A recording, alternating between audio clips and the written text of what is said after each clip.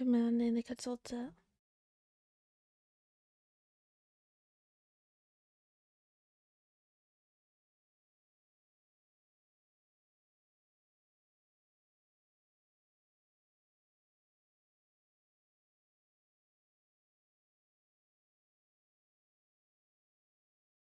Commanding. Baratham. I don't know how to say your name.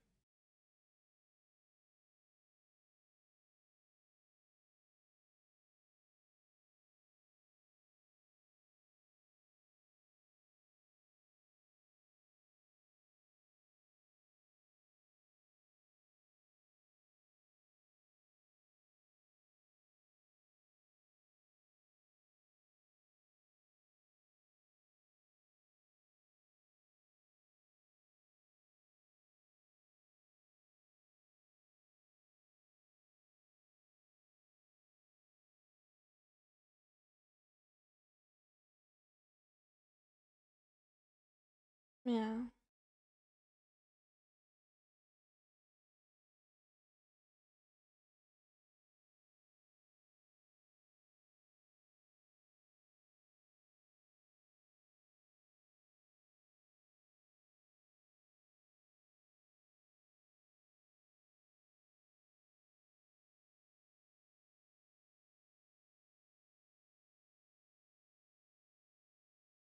Mm.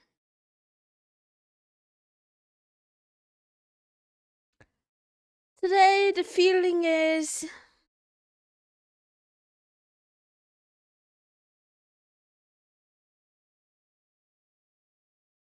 question mark. I think I'm in survival mode today. Humani Mexico.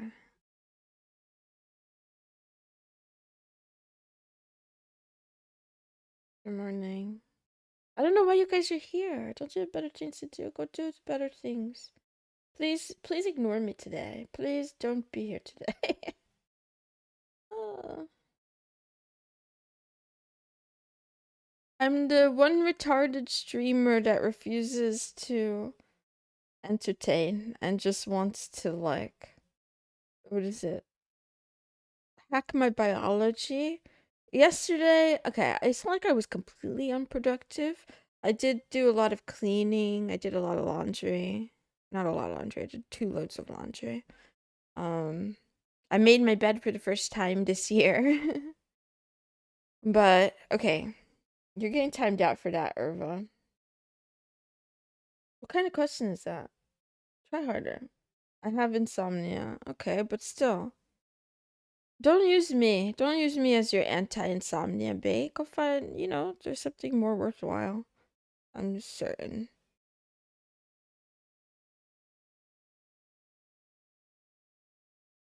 I don't think I need to explain myself, but in case in case someone is curious, I really don't like rhetorical questions. I think they're a waste of life.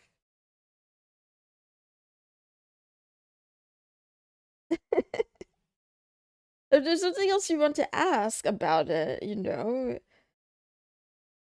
that could be more interesting. Like, a question that you might be curious about is, why are you streaming early today, right?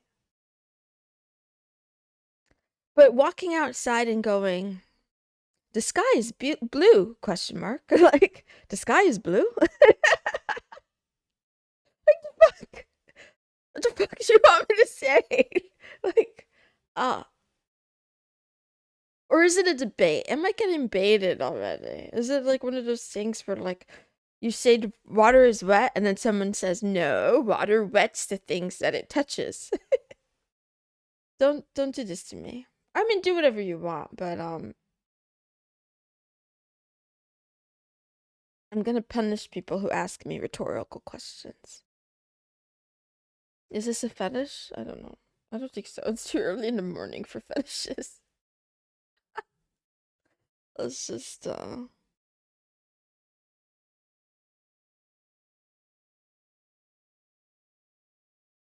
meow meow meow meow meow meow meow meow meow meow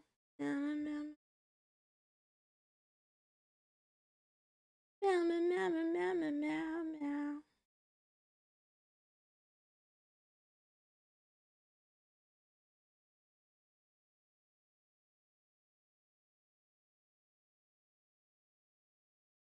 I'm gonna try to follow the plan today. So start with reading. I didn't read many books yesterday. I read a lot because I always like reading, but what I read was mostly blog articles, and man, are there rabbit holes after rabbit holes.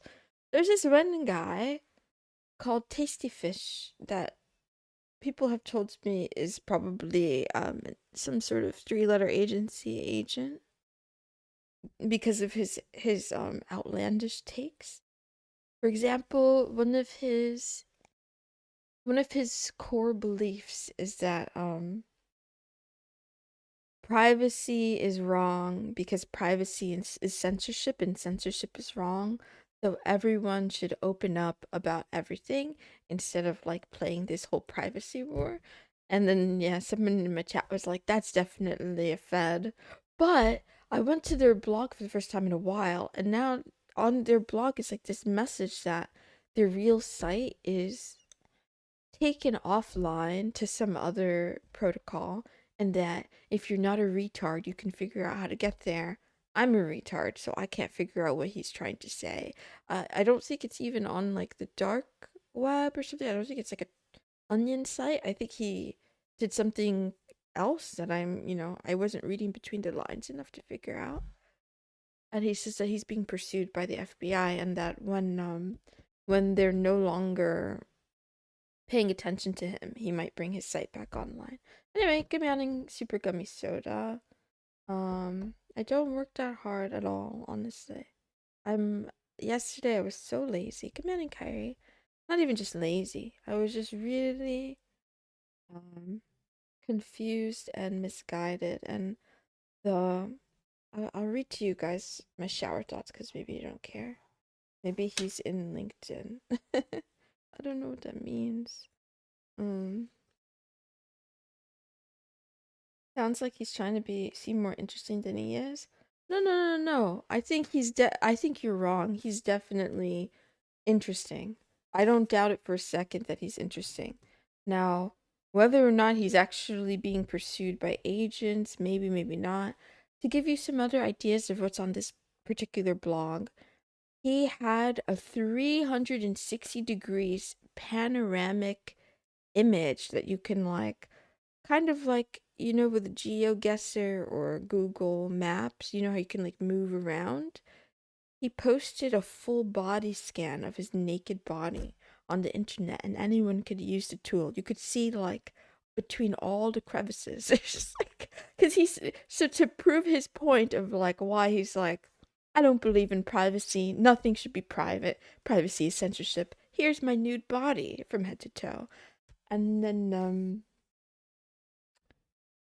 yeah, he had some other wild takes. Not wild. Honestly, they're pretty tame, but for a normie crowd, they would be really upset, I think. A good manning Irva had pats. Good manning code mister. This guy is really interesting. I don't even know. I wonder if sending you to his site would be something that would get me in trouble, but I don't know. I think a lot of people could work on trying harder to be interesting. This person, if he's trying to be interesting, like if he's trying really hard, I don't know what to say. Like, it's working. So that was the next step, Max Aker. He mentioned that. He's like, no, people have emailed him and said, okay, if you don't believe in privacy, what's your email address? Post your credit card number, post your bank account info. And he actually had a response to that. And he was like willing to share it, but not completely publicly because yeah, he mentioned like feasibility of like having to survive and stuff like that, but it seemed that he was willing to share it with like a small group of people if you inquired about it. But I don't know. Yeah, that was in there. Now if I had I should find the site, but again, I think so the web archive version does exist. Maybe we could do it a little bit. I don't know, I'm afraid if there's anything illegal on this site, maybe I shouldn't show it on stream. But yeah. In Norway and Sweden, you can look up anybody's salary on some public record. That's fine. Privacy is dead. That's taking you to another extreme. Yeah, it was very extreme, but you know what? I find the extreme so refreshing. I find it extremely refreshing. I feel like I'm surrounded by kind of normie speak and pretend, like, what is it, double speak, where people say one thing and then do another. And then I do think that the whole, like, the whatever, the things that are trending in the news, I won't talk about them specifically, but the things that are trending in the news have shown in broad daylight that extremely powerful people who deem themselves our rulers play by a different set of rules. And everything that they tell you to do and everything they tell you that is right is not actually how they live themselves. And that's not only that, not only that, that's how they got to where they are. If they don't get to where they are from living, from obeying, right? Like, even if you have a take that, like, you know, trafficking is like some, what do you call it? Political necessity in order to get blackmail on people and make them more controllable, or whatever you think that, like, the fundamental purpose of that stuff is. What's clear is that, like, yeah, the machine is functioning as intended. I believe salaries and income should be public to prevent corruption and for fairness. I don't believe there's any such thing as fairness. Corruption, though, I think there's plenty of it, yeah. They're exempt from rules, that's the point. No, but Irva May, it's not only, I disbelieve that it's only that they're exempt. I believe it's that in order to become the ruling class, it's like you must work outside the law and the rules, know that the law and the rules don't obey to you, and not get caught early. I don't think that there's like, I don't think it's so much that once you have a certain wealth, you're let in the club. I think you just have to not get caught, and then when you have wealth, then it's open, out in the open, that you know, you're in the club. Maniacs and take. Anyway, don't watch my stream. Go do other things. Go do other things with your life. This is my regular warning.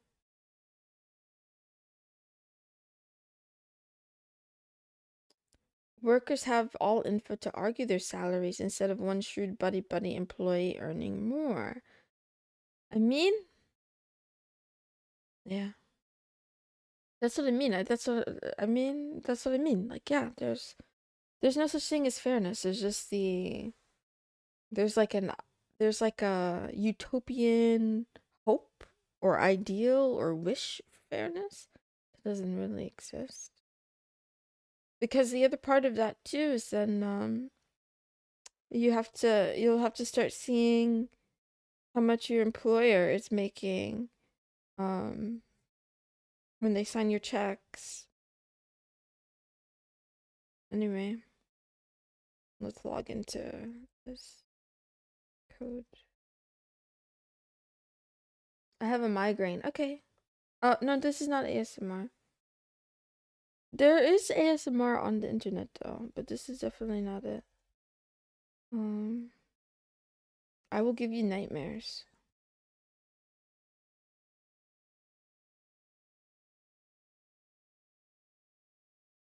I believe in the one-man software dev company.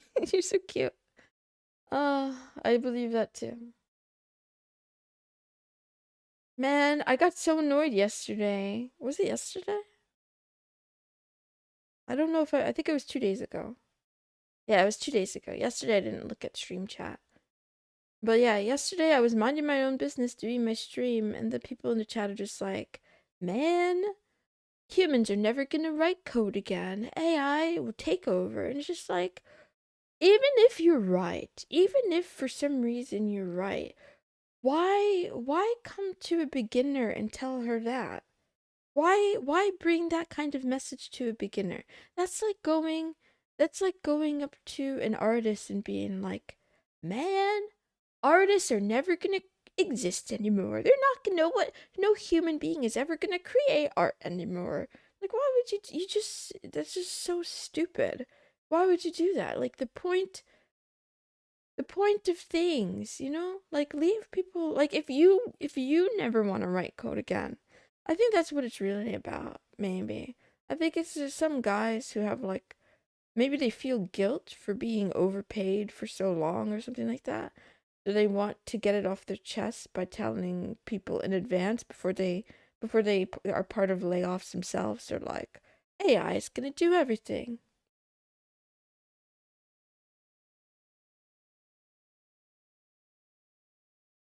You can't get filthy rich following the rules of the wider society. You gotta find the loopholes and exploit them. You gotta find the industry that's not regulated and take advantage before regulation catches up. Commanding Amy. Don't be happy to see me. You should go live your life instead of watching this stream. It's like saying humans will never cook food again because they get food delivered from a prompt. It's very bizarre, right? Like there's a big difference between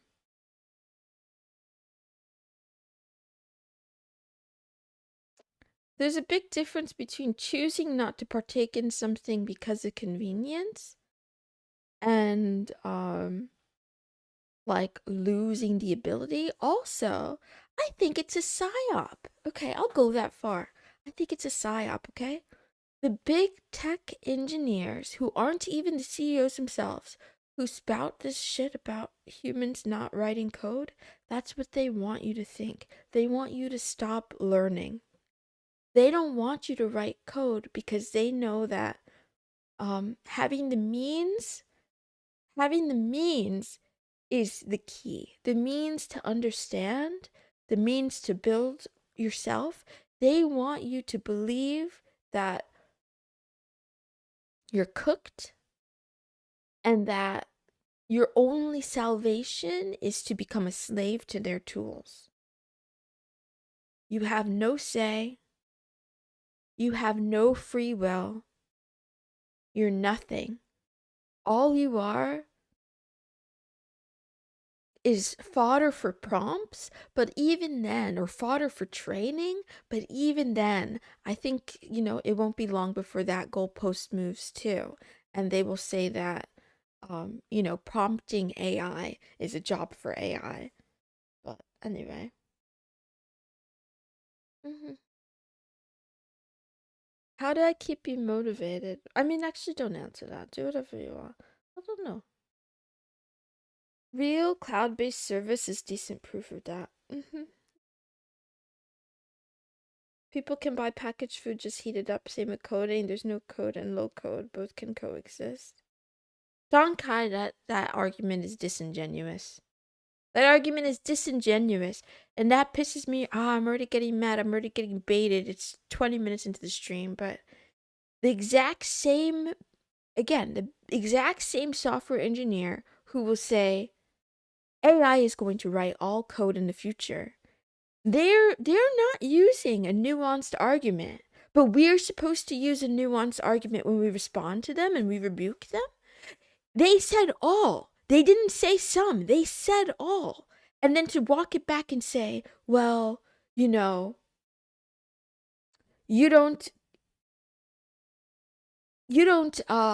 kill your cattle before cooking it. It's disingenuous. And like no, I wasn't even entering some debate. It's not like I sat there saying AI is fake and it doesn't have the ability to code and only humans can like I didn't say anything. They said it unprompted.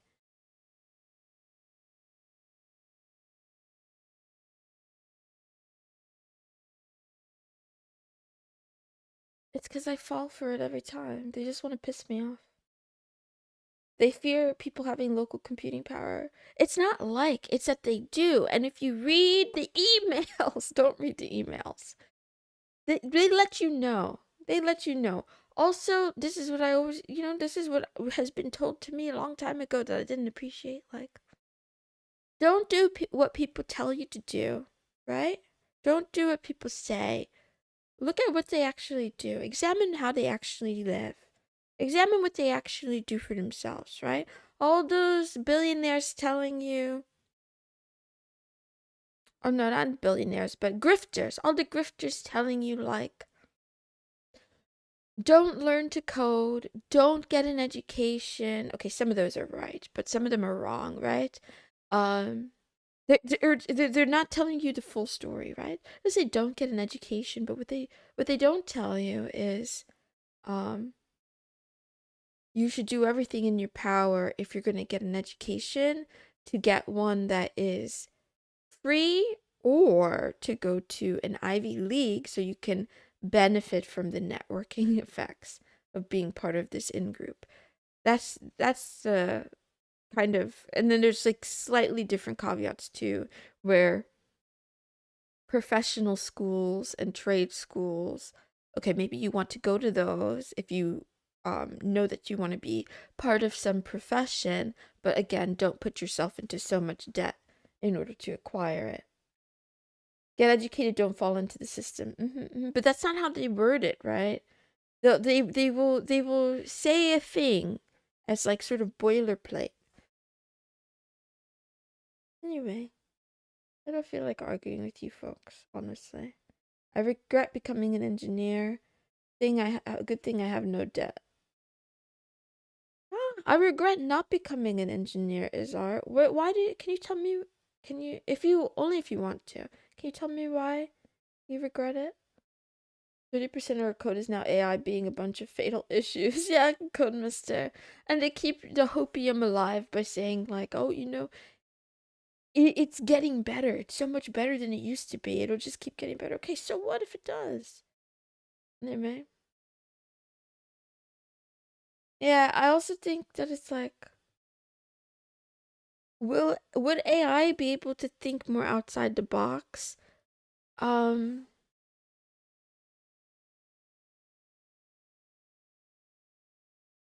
I want to say that AI in its current at its current state, I don't even know what thinking is. I don't know if you could call it thinking, right? Will they be able to be like more random and more creative? Yes, in my opinion, in a way. In a way they will have the ability because they will have automatic access to more ideas. Where does creativity come from? It's sort of, creativity is sort of like imagining what isn't, or putting disparate things together in a way that's novel, right? They have more access to all the information, so, you know. But is that the goal? Like, does that mean anything, right? I don't know.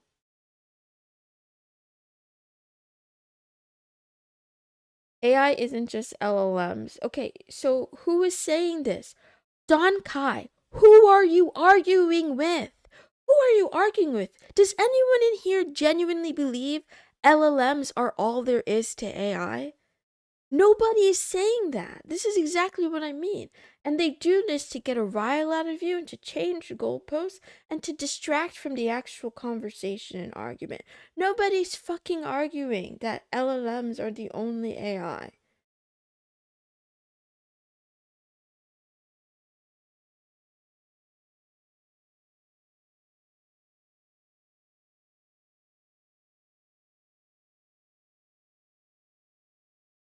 Meow.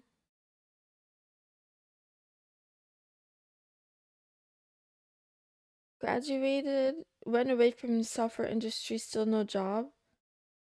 I focus on games, believe focusing on games for the last year would have got me so much farther. Yeah. Well, is art, as long as, I don't know, like, I would say I'm happy for you that you found your way. Because the other elephant is in this one life that you shouldn't be wasting by watching the stream, by the way. There are trade-offs. You gotta make choices about how you spend your time. You gotta make choices about what you study and don't study. And that's the other thing that AI in whatever conception has a leg up over us is that it's like that book, The Magic Library. You don't know the future exactly, and you can't. It's not like The Sims where you can spin up one version, one parallel universe where you become a game dev right out the gate, and you spin up a different universe where you become an engineer, and then you spin up a different universe where you become a painter, or whatever, infinite other possibilities, right? So sometimes you don't know what you like until you get there. You don't know what you don't like until you get there. I regret being myself.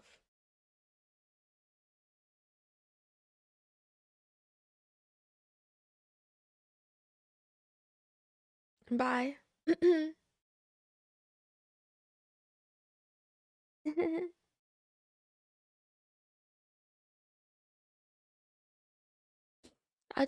I don't know why people think. No, let me backtrack.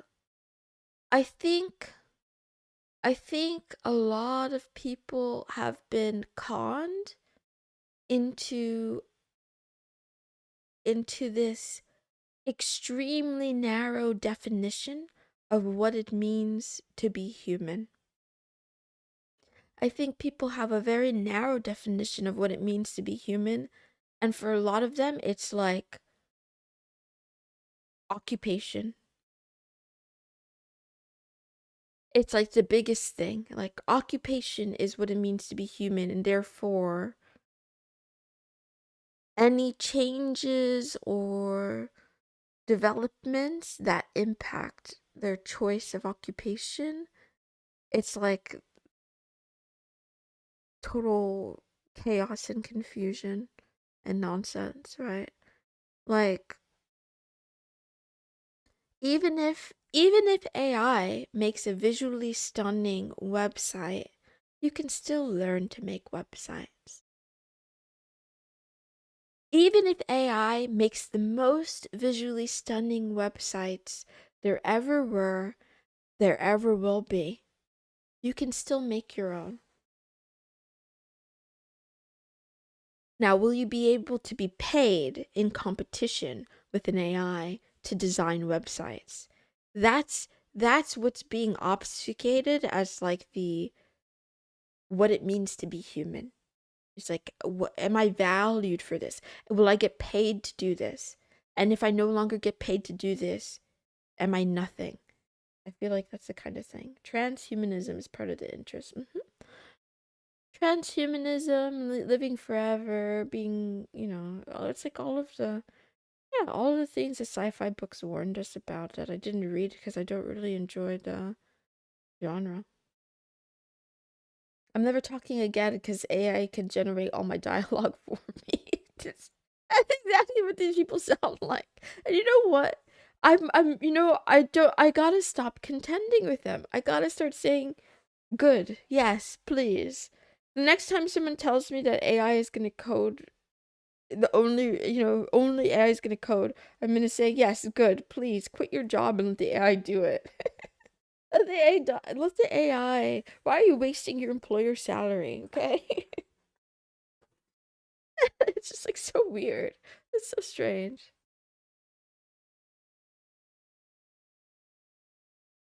Well, yeah, bang alter. Like that's the thing that I was too late to realize. I think when I was a child and read the Bible, I knew that religion was fake.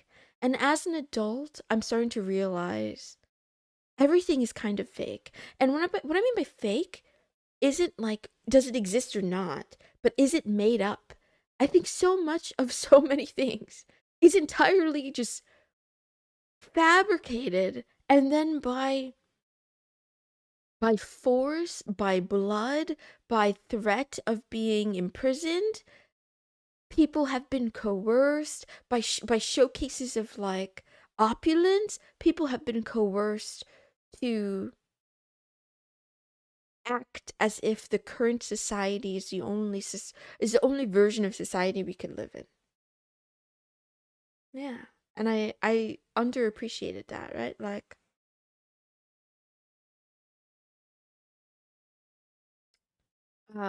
now that doesn't mean you can exist effectively in some fantasy world, right? Like, just because money is made up, that doesn't mean it's easy to live without it, right? It still would be incredibly difficult. But I think once you once you realize that the system is made up and that money is made up, you can make different choices about how you live, and you can make different value judgments about how you spend your time and your money. And that's what they don't want, I think. I think they want, when I say they, anyone who's benefiting from the system um wants you to believe that you need to keep making more money and spending more money. They want you to feel that you're missing out, and that, whatever ailment you have, there's a cure that can be sold to you. You can experience things like money being made up by going to a country where they don't want your money and won't even exchange it. Accentique, or reading a history book. Reading a history book will show you, because if money was real, you know,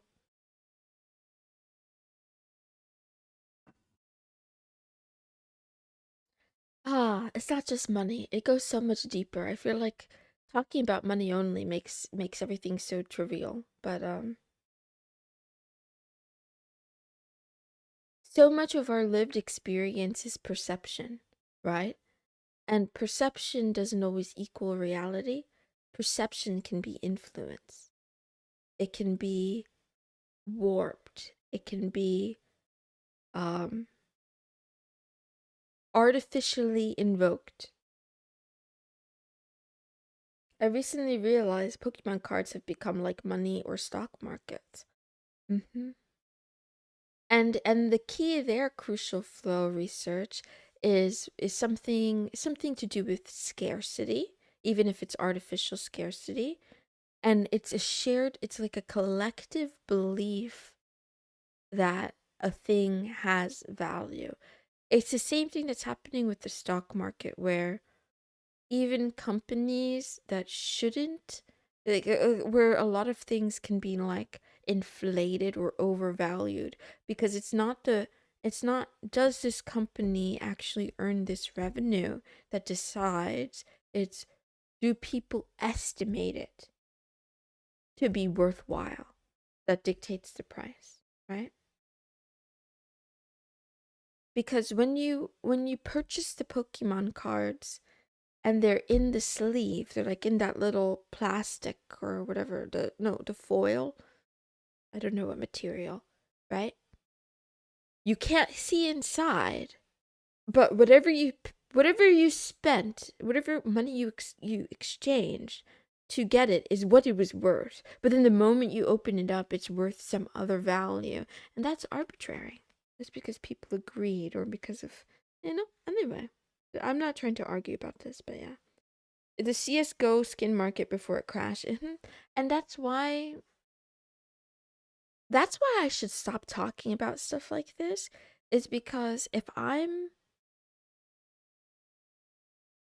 one person, and if everyone in the world thought like me, a lot more than the CS:GO market would crash. I think the whole facade would come crashing down, and I realize that's what gets you on a list. I think talking about these things without the right permissions gets you on a fast track on a list. And I heard I heard they're building more concentration camps. I don't really prefer to go to one.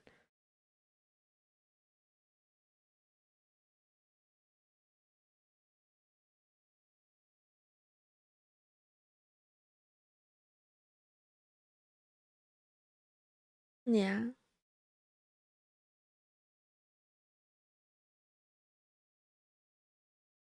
Can't take them when you're gone. Not letting the Gen beta kids get it.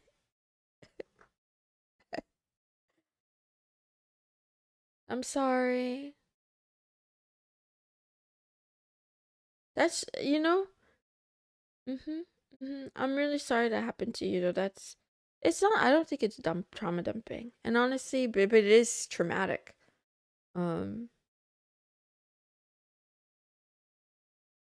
yeah. I think that is part of what radicalizes people too. Especially when something traumatic happens and justice isn't served, I think that radicalizes people. And I think for me that's what happened. No, I know. Okay, I won't say anything about sympathy, but yeah.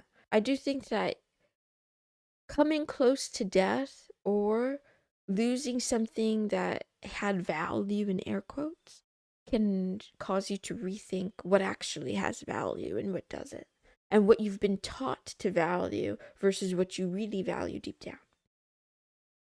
Being on a list doesn't matter. Crucial flow research, being on a list doesn't matter until it does, right? Being on a list doesn't matter until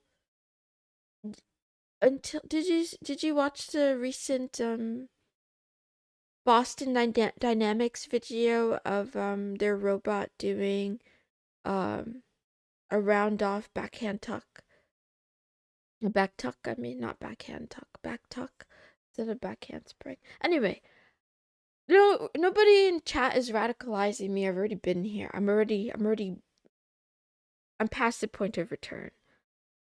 But yeah, stop wasting your time here. Go live your life. Go do things. We're talking about a lot of different things, honestly. Um, so yeah, I would say being on the list in and of itself obviously doesn't mean anything, right? But let's say let's not pretend that every list is created equal, right? There are some lists that are just inventory, right?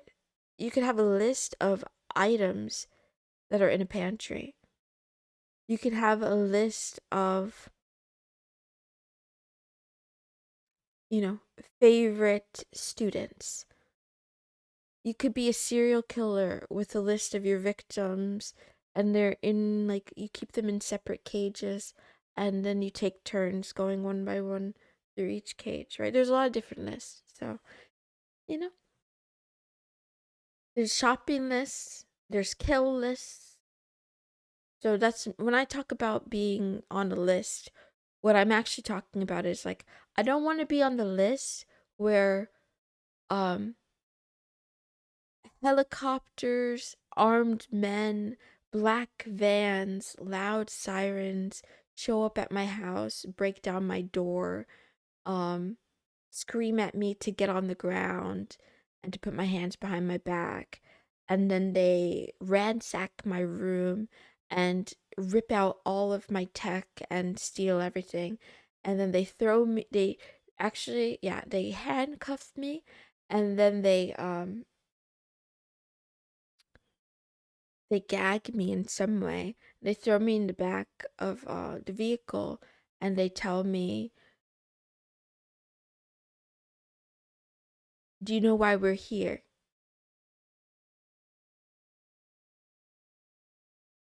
Worrying about being on a government list is not a useful way to spend the rest of your life.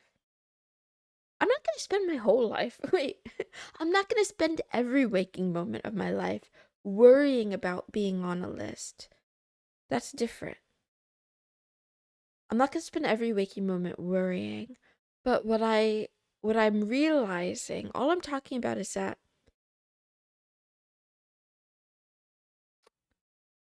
for example, one of my mods has made a lot of effort to try to censor me.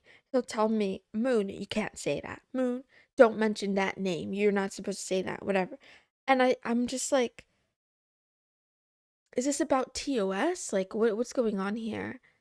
And now I realize that, like, yeah, governments, agencies, and powerful people can disappear whoever they want to.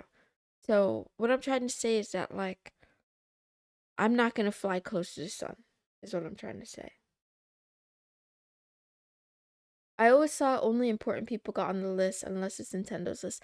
I haven't read the book yet. I haven't read Snowden's book yet because I'm afraid that all of us are on one. But not all of us are on the same kind. I think some of us are on the shopping list and some of us are on the kill list. For regular people, they mostly do gang stalking, gaslighting, sabotaging, not raid your house and imprison you. So crucial flow research. Again, you're talking about most regular people, right? But what are you not saying, right? I think one of the things that is one of the things you can do that paints a target on your back is being some sort of conduit. Owning a big site with a lot of users or having an audience. Now, the good news is I'm really irrelevant. So, what I say doesn't matter as much so much because like I'm very, very small and irrelevant. But by garnering some audience, the more eyes get on my thing, the more it matters what I say. To raid your house and imprison you, you'd have to be an immediate threat, is what you believe, crucial flow research. Um, that's what you believe. I think the immediate doesn't mean what you think it means, right? There are cases where like you have Samurai Wallet, the guys behind Samurai Wallet that wanted to add a little bit of privacy to cryptocurrency transactions, and they operated just fine for many years, right? They operated, no issues, no knocks on the door, and then they got raided.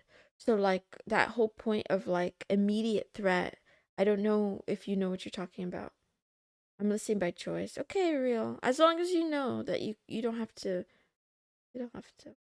Been depersonalized for months. Very little feelings. It's nice to not feel anxious. Yeah, I feel like that's good. I would like that. I would like to not feel anxiety.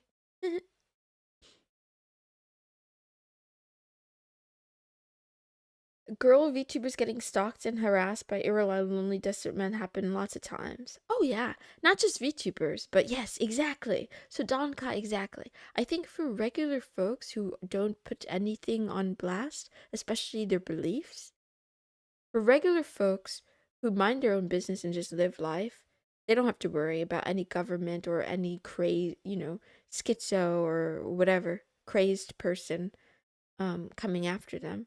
But I think the moment you start to either be a platform for speech or speak yourself, even if you're small, to be honest with you, even if you're small, if you're small but you piss off the wrong people, whether or not you have good OPSEC doesn't really even matter. It's like if you say the wrong things or do the wrong things, right? Yeah. I don't care much if CIA has data on me as long as the Russian and local enforcement agencies have much less. That is interesting, accent take. That is really interesting. I think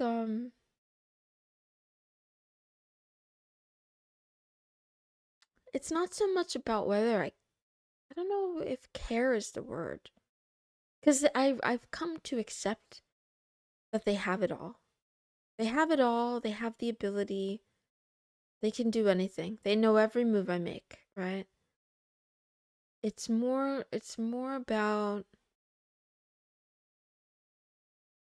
me. It's more about me not wanting to be totally coerced. You know, I don't want to only live my life in fear, and I don't want to only follow their rules that they put out for me. Something like that.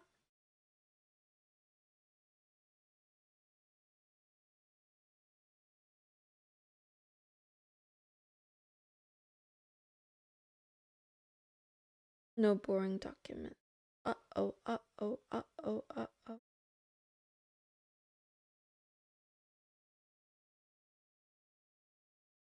They do it if they want. It doesn't need to be immediate threat. Exactly. The moment they feel like it, they can come get you. And I think they want you to believe that you're in no danger, and I think that's a psyop. They want you to believe that you're in no danger. You can be open and honest and do whatever you want. Only people who are really bad, only bad people end up locked up, right? That you don't ask questions. I think I'm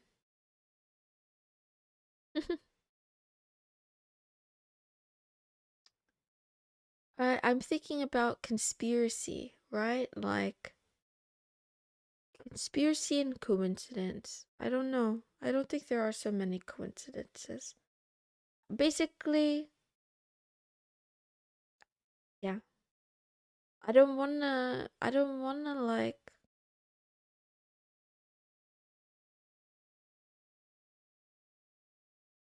I don't want to be a martyr. I don't care enough about any of the things that I'm saying to want to lose my life over it, is what I'm saying. When someone says only bad people get punished, I ask, and who decides who is bad and who is good? That's a good point. That fluctuates. Or to what's bad one day is not bad another day, and what's bad when some people do it isn't bad when other people do it. It's all relative. Hope everyone finds an in real life tribe they feel comfortable with. It helps so much not feeling alone. I don't think that's an option for me. I don't think I'm ever gonna find an in real life um group of people that I get along with, that I feel like, yeah. That's why even though I tell you not to be here, I do understand why some people come back, because like there's something in us. There's something like a drive to find community. Something like an inner drive. It's like programmed into our DNA to some extent. But just because it's programmed doesn't mean you have to obey the program. You can break the rules. You try hard enough. If you want to try, you break the rule. Yeah. Anyway, that gives you like a little bit of a glimpse at what I spent yesterday doing. Moon works so hard. She's so hardworking. No, I'm not.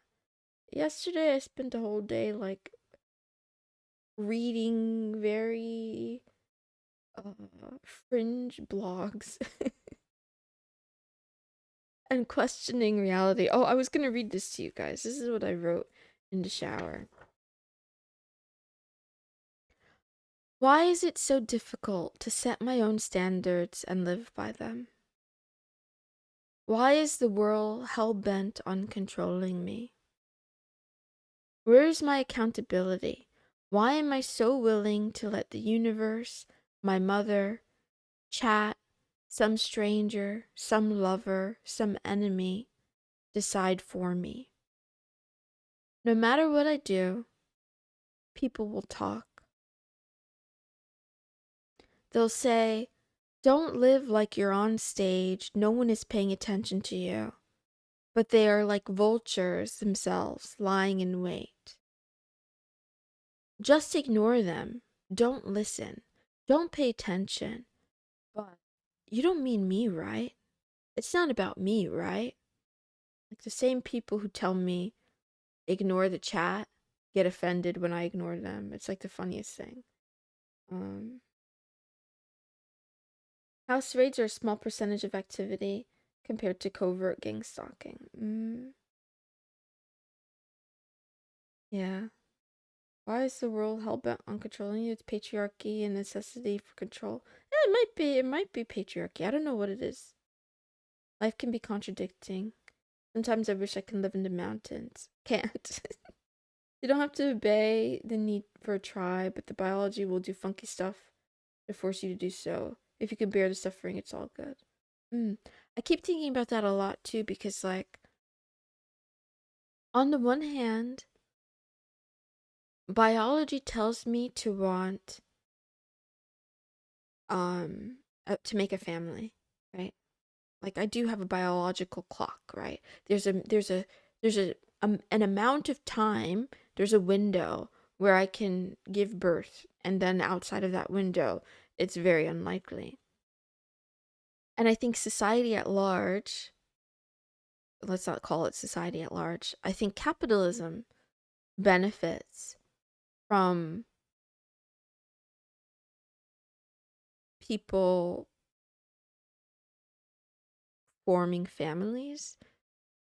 I'm not so sure anymore if the people will be used as workers, though, and I'm not even sure if they're super necessary. I don't know anymore. I have a lot of questions because of like robotics and AI about how the world will change. But at the same time, though, again, if I go back to doing what people do, not what they say, there's some mixed messaging, because like there are some people that want to spread messages of antinatalism and like feminism, and you don't need a family and you don't need to procreate when when they themselves have families. So it's like, I don't know, it's about like figuring out away from the noise, away from the noise, what's valuable to you. Baby fever classic. We stray from biological drive a lot, not just in the case of family. Seeing an increase in people interested in self control in Buddhism because they want to break free from those needs. hmm I feel like that's a little timeless. Definitely interested in self control. And like, that's my, yeah, self control. And then just wondering, yeah, why do I behave in ways that are antithetical to how I say I want to behave? And I think some of it is drive, like some of it is like biological, like instinct. But then I think that's also, yeah, to some degree, something like a cop out, something like not taking accountability. A perfect example I have is that I want to get back into I want to get back to into fasting and only eat once a day. I also want to consume a lot less carbs, because even though they can be like a pick me up, I don't, I'm talking cheap carbs, right? I want to consume less sugar, candy, and sliced bread, really. Like that's what I'm talking about when I say carbs. I'm not talking about fruits and vegetables or whatever. Um because I know that like even though in the moment it'll like spike my mood, make me feel rewarded, over the course of the day it makes me more sleepy. um I know it's just not good for me. It can make me gain weight. There's like a lot of things, right? I don't want to act like a smartass. Humans have two minds: a mammal mind, lizard brain, and logic. You can logically want to do it something, but if emotions aren't aligned, it's hard. Exactly. So Don Kai, I agree with you. I agree with you. But at the same time, right? There's, even though I know that to be true, it somehow still annoys me that it is true about me, because I don't want to be a hypocrite, right? So on the one hand, every day I want to fast, or I want to like close my eating window. And yet, just this morning, today, this morning, I'm talking like when I woke up a little over like an hour ago, I could hear that the house was quiet, so I knew that the kitchen was free. And even though I have a goal of only wanting to eat once a day at 8 p.m., it's like my body was on autopilot and I started making breakfast, like preparing a breakfast. I still haven't eaten it, by the way. I just brought it to my room and I like as I was going through it, I could feel it was something like a pressure, like feeling like so I have some sort of artificial scarcity around food because I live with people that I don't feel comfortable being around. So like usually what I do, the reason why I push my eating window to 8 p.m. is usually like the kitchen is clear by then. People are like getting ready for bed or in their rooms or whatever. And then during the day I try really hard to just stay in my room. Um so then anyway, this is a behavior I've noticed about myself is that like the moment I sense that there's freedom or that there's nobody around, then I just like a burst of activity starts where like I'll prepare food for myself or I'll start throwing out my trash, cleaning up, getting out of my room. So it's like I don't know, it's like some sort of weird dissonance where there's some ideal of how I want to live and how I want to behave that's different from how I actually behave. That's how humans work. Mm.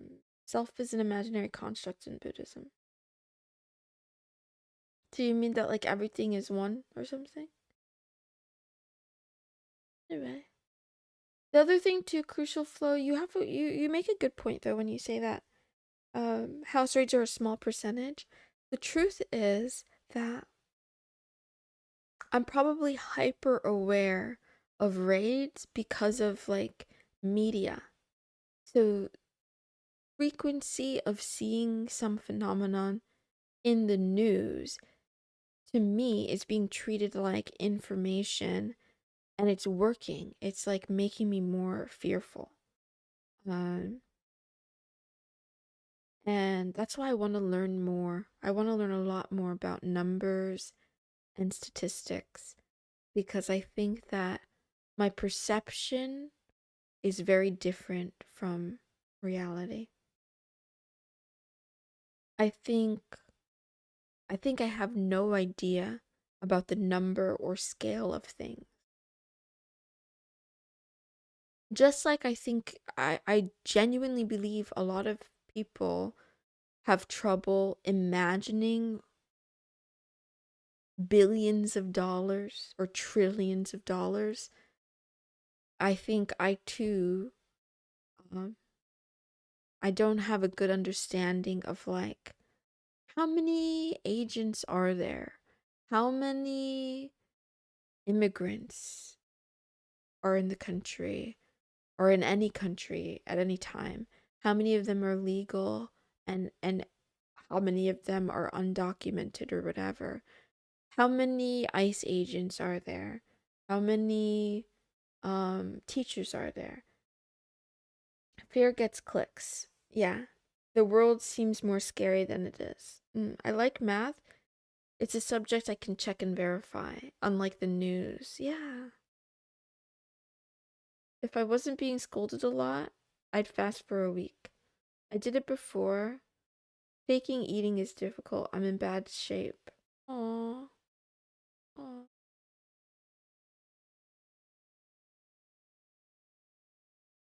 Take care. Good morning, Tar. Good morning. Van Wirgen. Yeah. The media does enjoy pushing the extreme for clicks too much. Mm. I don't even know if it's joy. I think it's just money. I think it's just a money making machine. Boys, I think about it all the time. Do you know, like, if my goal is to move out of my parents' house, making like what I consider slop content I do think I already make slop content, honestly. But like on purpose, doing it on purpose, you know, rage baiting and whatever. That is definitely a way to make a lot of money. If you have the ability to suspend, if you have the ability to not have morals, you can make a lot of money. It's a Hegelian dialectic. Create a problem, reaction, solution. Media is the tool for doing all of that. Man, and the thing is, like, even if you say that to me, I still fall for that shit all the time. I get sucked into the loop. Like, after watching another Mudahar video about the Epstein list or whatever, the Epstein files, I think to myself, like, do I even really care? What the heck is this to me? Like, I'm not in any position where, like, I'm gonna be making a decision that affects the outcomes of who's in the files or who's not in the files. It's genuinely just like this. It's like a system designed to suck our attention, to drain our energy, so we can't focus our energy on, like, more productive things. I'm sorry, it got swapped to the other thing. The word slop is one of the greatest linguistic inventions of recent time. It's a good word. I mean, you, it is a good word, but also there's probably other words for what I'm thinking of, but I'm just uncreative or something. Yeah. Lacking in creativity. I need to read more, learn more words, expand my vocabulary.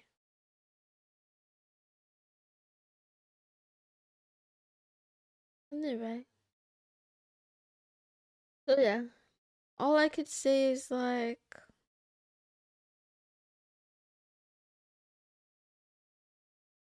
I don't know how many, it's a Sunday. I don't know how many Sundays I have left.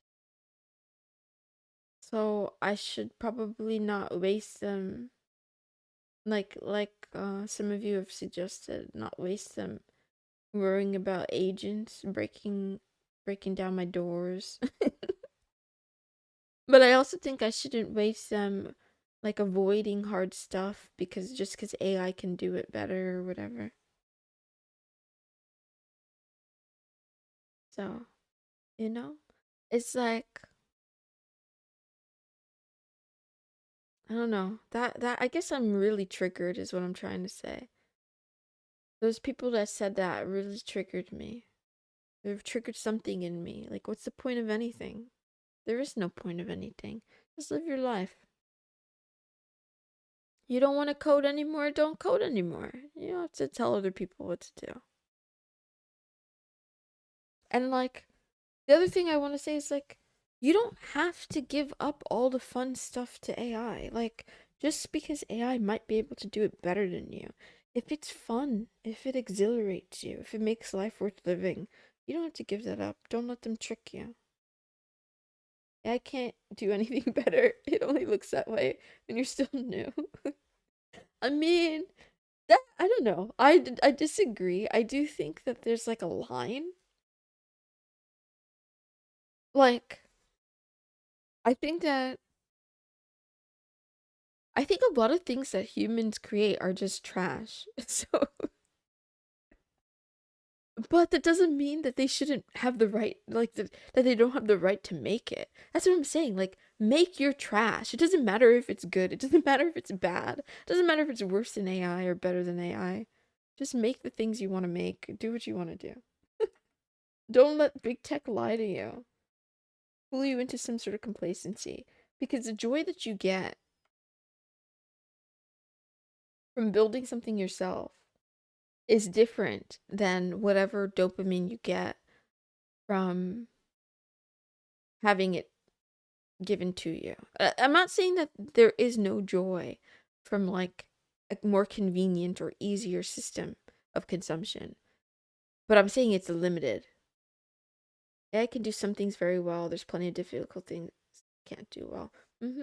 But my point, crucial, is that I'm not banking on this belief that AI is not going to get better. I think that there's so many people interested. There's so many people interested all over the world in AI getting better that, you know what? If I keep telling myself, like, oh, it sucks, it's always gonna suck, I don't think that's really useful. Music is a decent example. AI can do it perfectly in terms of pitch scale theory. It lacks a lot analog music makes. Mm. That's so Bang Alter, yes, but also like again, it's this there's this like weird undercurrent in the conversation where it's like, what is the value? If your goal is just to listen to music that is pleasing, then you know what? AI might be able to do the job. If your goal is to create music, AI AI you can make a song using AI as a tool, but you can't there's no prompt that's going to play the instrument for you. You have to make it you have to if you want the experience of playing music well, you have to learn to do the thing. Yes, AI can be at best be a search engine. Yeah, I do think it works like a search engine. And I but I also think that like so like I've listened to AI music before, sometimes against my will. I definitely have a fatigue for AI music, like a threshold of tolerance that's much lower than other music. But the truth is, okay, I'll say it really plainly. There are people in my community who have tried to share their music taste with me, and they'll be like, here's a song, here's an album, you should listen to this, try this, try this, try this. 9 times out of 10, even when it's human made, I'm just not interested. Like, people have different tastes. I'm just not interested. I don't want to listen. I don't care. Stop sending me music. On the other hand, some of those same people have used AI to like make I'm thinking of someone in particular, to like make albums to send to me. And the first couple times there was still sort of what is the word I'm looking for? There was still some sort of novelty in it. So I didn't mind and I listened. I even listened to a couple of those songs repeatedly, but there was still something about it that felt very artificial. And I was listening to them in spite of that, if that makes sense. I wasn't listening like, oh, this is good on its own merit. I was listening in spite of the flaws. But then that individual kept making like album after album to send to me, and I just felt like I was being handed trash. Like I felt like I was being handed garbage. Like here's something to rob you of your time, to force like kind of being force fed. So I just refused to listen after a while. Um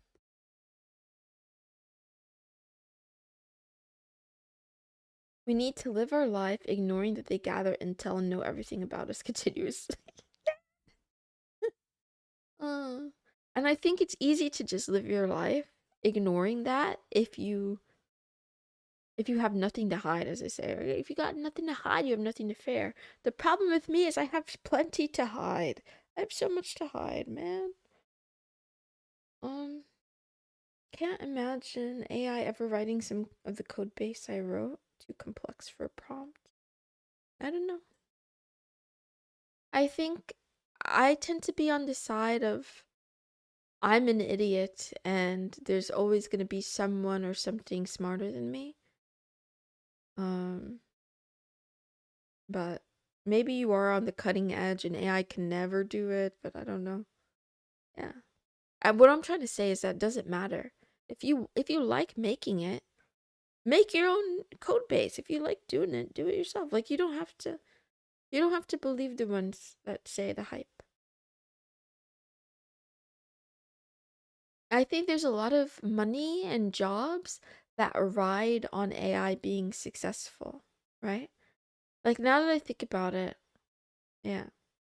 There's this other saying in the business world too that like if a product is good, you don't really even have to market it. Like Some services, some products are so good that they kind of sell themselves. Like people go out of their way to talk about them, to share them, to purchase them. I feel like AI is being shoved down our throats. If it was really as good as it purports to be, you wouldn't have to force feed it to people, right? They would seek it out. Always played instruments, gonna say AI music is trash. Programmers need to get the same mentality. Yes, bang alter. That was my morning thought, like my waking up. The theory I had is that, a lot of programmers hate coding. A lot of programmers don't actually enjoy coding. They just they found some technical skill that they could kind of trick other people into paying them handsomely for, even though they despise it and they hate it. And now that AI can do it, it can do a lot of the grunt work, they're excited and happy and willing to let AI do it instead. Something like that. Coding is more logical and mathematical, so easier to automate to a distant level. That's the other thing too. I think that even further, I think exactly what Don Kai is saying is true. Where like there are more people who made music out of passion than there are people who made code out of similar creative passion. There's something about technology that draws logical minded people towards it. And a lot of those people are only doing things as a means to an end, but they're not interested in doing the thing itself. Like, they would have picked whatever it is that's going to get them the most money, that's at least somewhat interesting. But I think within that crowd, there's going to be some people that just they love the feeling of building, and they're going to build no matter how the tools change. They're going to find a way to build.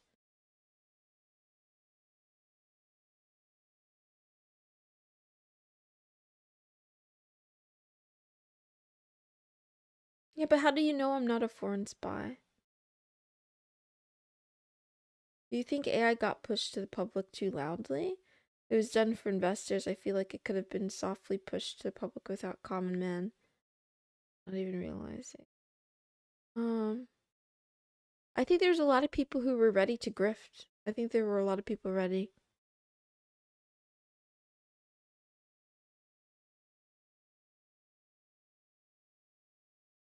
If you have plenty to hide or even do legal dumb things, I'm only concerned with foreign agencies. They're the ones that would look to mess with you. Mm. I actually hate coding. But if I'm working in something I care about, I wouldn't let a probabilistic model decide for me. That's what I mean. I think a lot of them just hate they hate the practice. But they did it for the money and they don't want to say that. So now they're just like, "Oh yeah." Because there's no, I wouldn't say no. There are few artists out there who are like, "AI can make a song. I'm going to stop playing music." Right? Like I'm not saying there aren't any. There might be some. There might be more now who are getting kind of scared out of it, but the ones who are already in it, who enjoy the process. Like if you've been playing guitar, you like playing guitar. It makes you feel good. You like the music. You might, in fact, I find a lot of musicians who are willing to toy around with AI to like assist their process. But the ones who enjoy the thing still do the thing. um I'm focusing more on reading code than actually doing. I think that's also cool. Clumsy Moe, I want to get to that point where I am able to read and understand code. I love seeing how things I write make things grow, but it's slower than AI assisted coding. Efficiency matters at my job, so I have no choice.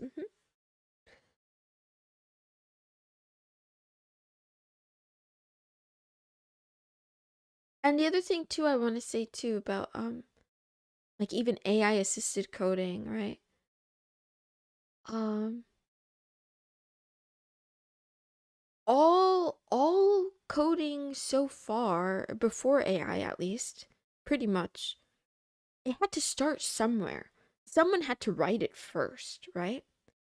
So what we're calling AI assisted coding is a lot of that is isn't it more like autocomplete? It's doing the same kind of thing that searching Stack Overflow would have done for you, or searching through other repositories and looking, but it's just making the steps easier because it scraped everything for you, right? It's already scraped all the knowledge and put it in one place. So you don't have to jump from tab to tab to tab and like read all these idiot comments to find the one that actually makes sense or whatever. I don't think there are any artists that hate making art unlike coding. I don't know. Right? I don't know.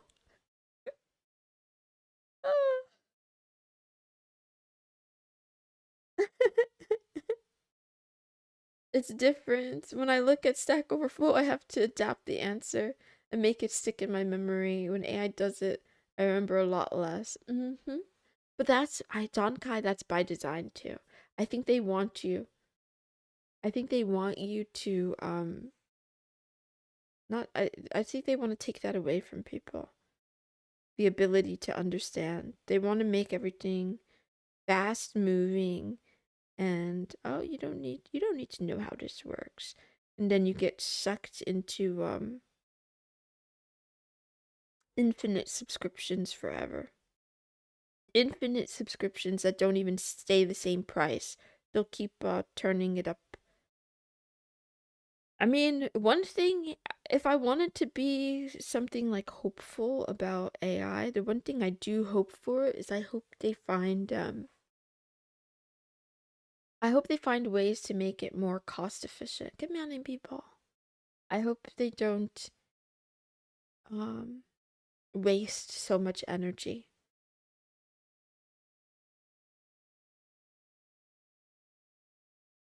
Yeah. I enjoy the Stack Overflow hunting for answers. It lets me leave a bit of credit in my code. I mean, I think so. Yeah, I do think that I'm not laughing at you. I genuinely do believe um researching a thing is a lot different than having it handed to you, right? And this is what I want to implore all of us here to do more often. If you have the space or capacity for it, right? What they've given us is a period of time where the answers are all at our fingertips and they're kind of somewhat convenient. It may not always be this way. Things might start getting more and more gated. I don't know. And also with like countries doing different things with like digital ID, the internet might not look like what it looks like now in even 5 years or 10 years. It could become totally flooded. Some argue that it already is being flooded. So instead of just asking AI a question, using the answer and throwing it away, discarding it, you should steal the answers. If you ask AI a question and it gives you a good answer, you should steal it and reproduce it in some way. Whether that's archiving it, making your own offline library, making your own online library. Um, I'm not saying to just regurgitate the AI slop, like copy paste one to one or something like that. If you can make it better or improve it in some way, that's like even better. But um, because yeah, as long as answers get locked behind it, we will always go to it for answers. But for example, like I am the biggest hypocrite with this, and this is what I want to train myself to do. Some people are kind of going the opposite direction where they think that sort of like with cloud, right? Why should I own my own local storage if a cloud exists and that I can access from anywhere?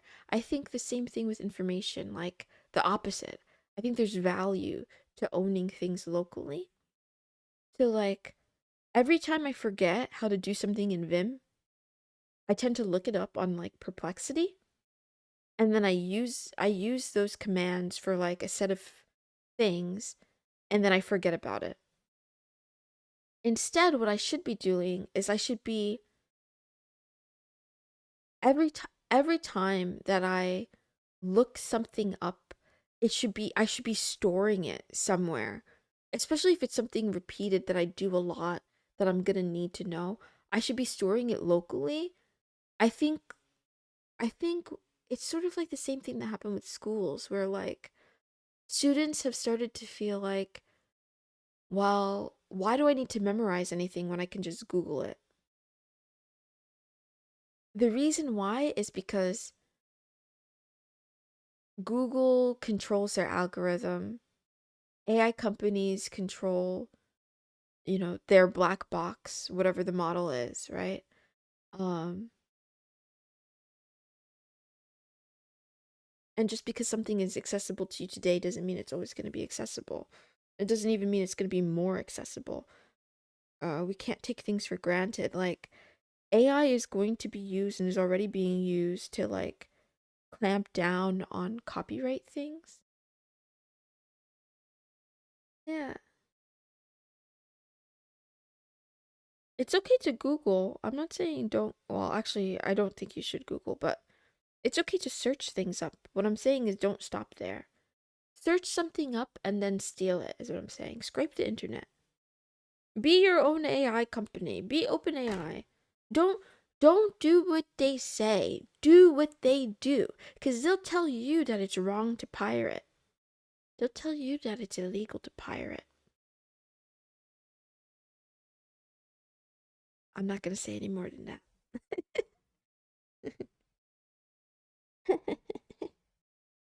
Don't use the system, create a system. Exactly. Steal the system. Steal the means of production. Oh, I haven't even read Karl Marx. I'm not actually a communist, boys, believe it or not. Um I like to think of myself as like uh something like an anarchist. Me and my homies only duck duck go it. I use DuckDuckGo as well, but I think DuckDuckGo sucks. I can't wait for something better. It's like taking a calculator for granted. It's all tools that we just use to offload. Well, but the difference with the calculator, Clumsy Moe, is that I have a calculator on my desk and it belongs to me, and there's no person in there that's like reprogramming the calculator to hide calculation results from me or anything like that. Right? There's no one in there who's like censoring my calculator results. Yeah. So that's the key part with the tool. It's just like this online nature of constantly changing tools. Um I think AI is a fundamentally different tool because yeah, the models change. Like people, the models literally change. They get updated, they get iterated. Um Something that you can prompt for one day, you might not be able to prompt for the next day.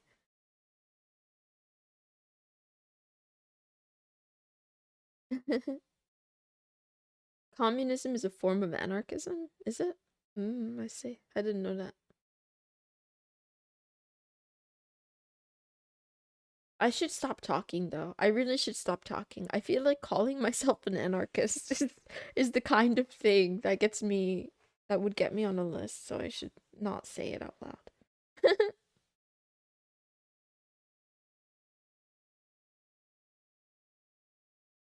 mm, yeah.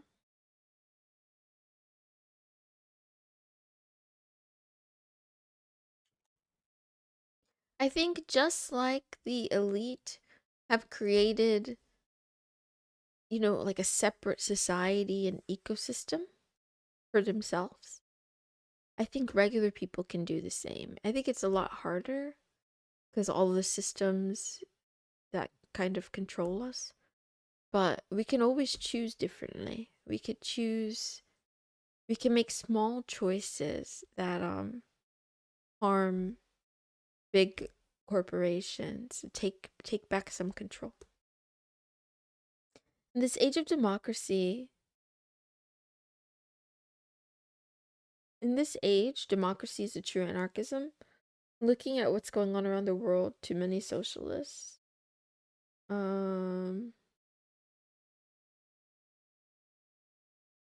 don't know anymore. I don't know what those words even mean anymore.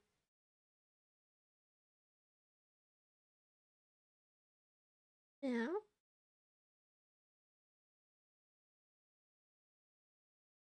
Stuff they will teach you in whatever school is controlled by the government.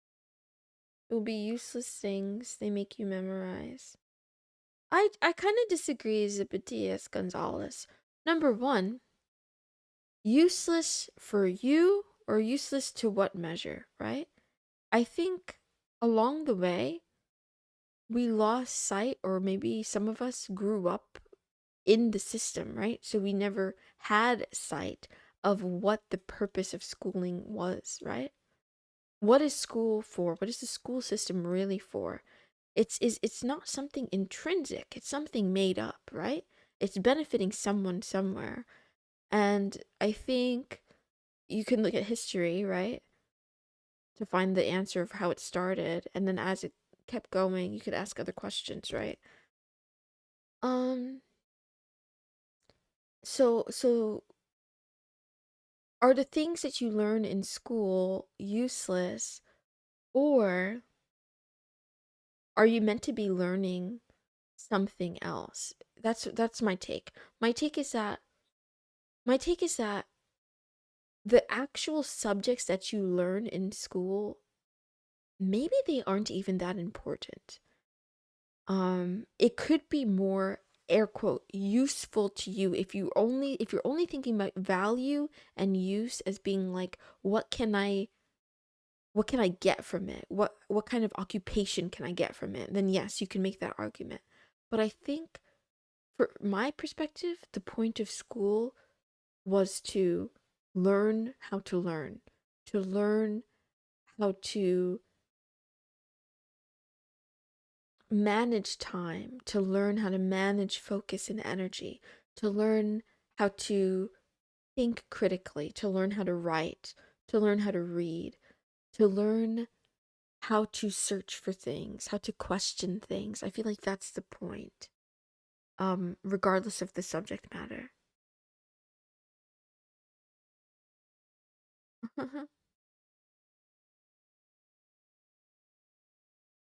I wish school got specialized earlier on. But the thing is, people can't know what they're going. I mean, whatever. I don't care, honestly. I'm not gonna. Why am I arguing about things I don't even care about? Honestly, I don't care. Yeah, maybe. I think instead of wishing that school was specialized, I wish that people were more self-driven instead of following the system, right? If you know at an earlier age what you want to be, libraries exist. You could pick up a book, you take a class, you could do whatever. Like, you don't need, it doesn't have to be spoon-fed to you. And it, not just spoon-fed, that's not the thing I'm looking for. What I'm trying to say is, like, we don't have to turn all of education into little factories to make different types of workers, to make different specialized workers. I still feel like everything gets put back into this idea that who we are is what we do as an occupation. Um, I think if it gives you some tools to learn, I feel like that's what's missing anyway. Um, what you're learning can be dictated by personal beliefs of the teacher. Sure, Zibedias Gonzalez, but I feel like, again,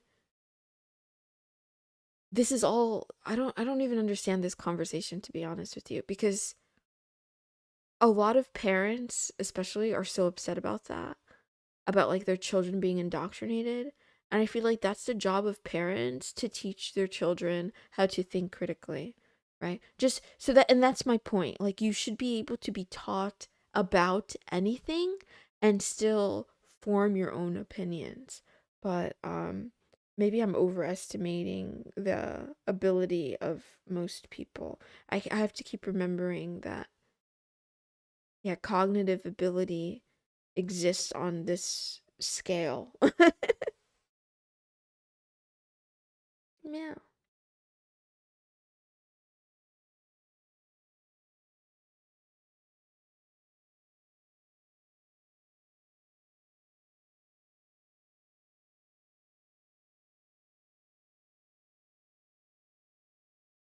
Yeah. Yeah. Yeah. Hi. No, there's the funny thing too is this idea that like there has to be a point in time where you know what specialty you are, and that's like, I don't know, it's just very, it's interesting.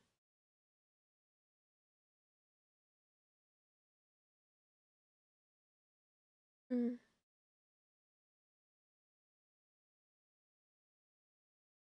If you have bad grades, you are worthless. That puts a lot of pressure on people. Mm.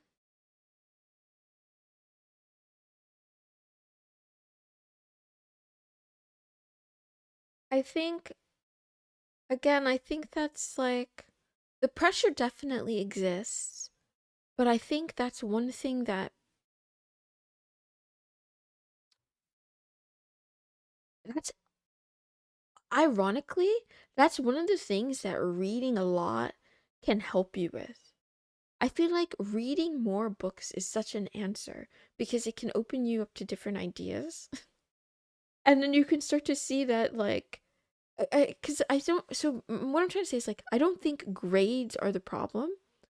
I don't even think the pressure to get good grades is the problem.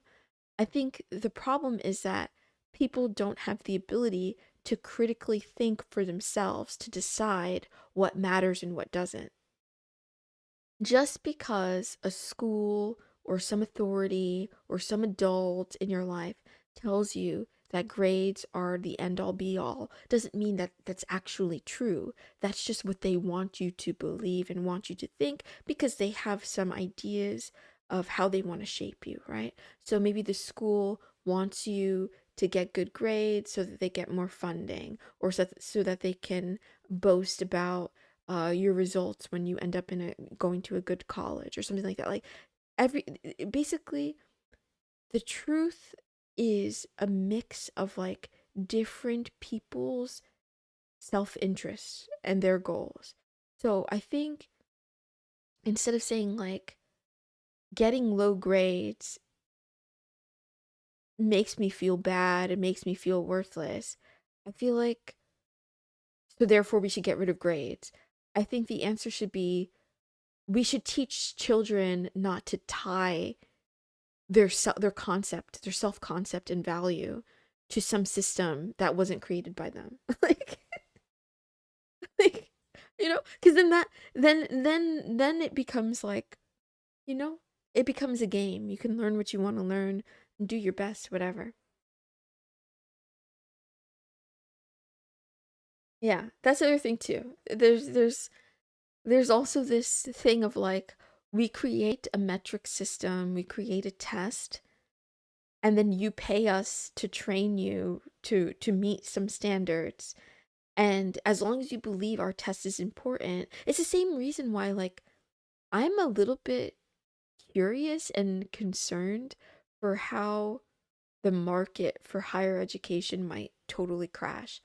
Will there be a use for college if swaths and swaths of people no longer value getting a university education, especially in the US where you have to pay for that? So, like,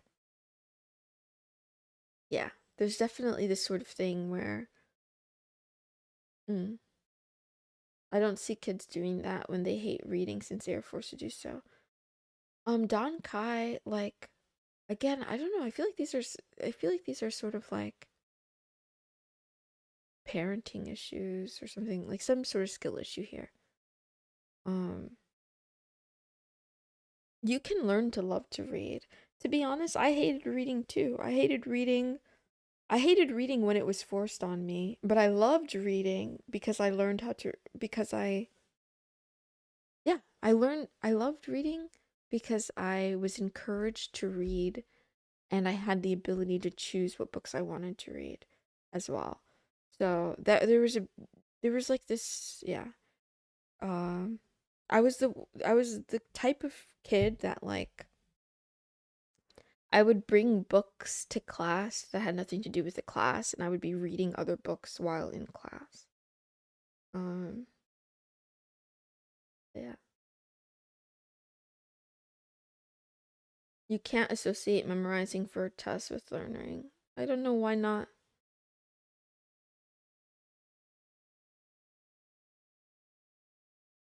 Okay, okay, you don't have to write down all your complaints. Again, so what I was trying to say is that I think that instead of throwing out all of education because it doesn't meet your specific requirements or whatever, if you could change how you approach it and you could change your view, right? Like some people don't like homework and some people don't like this particular class or that particular class. If you could see it as like a series of exercises or challenges, like a character in a video game, you don't have to like everything. You don't have to get the best grade in everything. It's not like it's not like you don't get a good grade and then you die. Like, like I'm not saying that there are no consequences, especially in some countries. The grade that you get can really determine your circumstances in life. What I'm saying is like your circumstances in life don't have to dictate your entire life. You can find happiness with other circumstances or something like that. Hmm.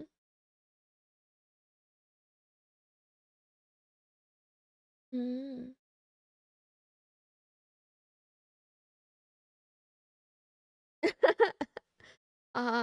That's really relatable. Yeah. I still remember there was a period of time where I just would skip class and I would go to the library, like the school library. And I had my teachers come to the library and they were like, "You gonna come to class today? Like what are you doing? Like what are you doing?" Like it was just so funny. But I had a lot of mental health problems, so I feel like I got away with more things than other students would have gotten away with.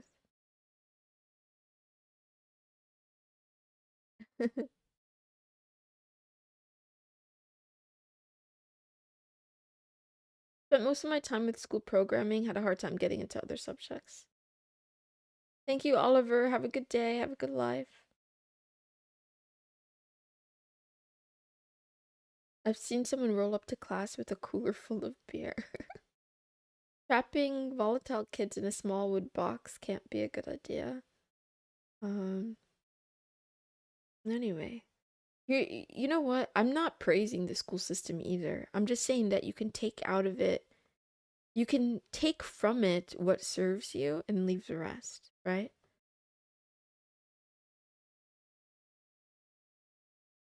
I spent an entire semester in the library instead of lecture. Good times. Not good for my grades, but I enjoy it. I mean, it can be good for your grades. Um, who is it? There's a brain surgeon turned I don't know if you could call him political, but Ben Carson, who's often is credited with like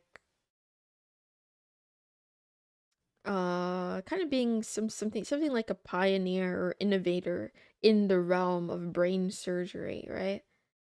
And he was failing his was it his college classes or his med school classes? I can't remember. One of the two. And instead of just giving up, he just stopped going to class. He stopped attending lecture and instead spent his time completely just reading the books, reading the textbooks, and he did much better. So you have to figure out what's the way that you learn best or something. Kids are evil. I think humans are evil. It was good later for finding a job. The things I learned in that time have been helpful. Nice. Hid in my school library to play my DS. Then I lent my console to a member of the library committee. Got her hooked in video games. That's cute. That's really cute. Had trouble reading? Have that problem where I have to read the same line 10 times. Doesn't happen with code for some reason.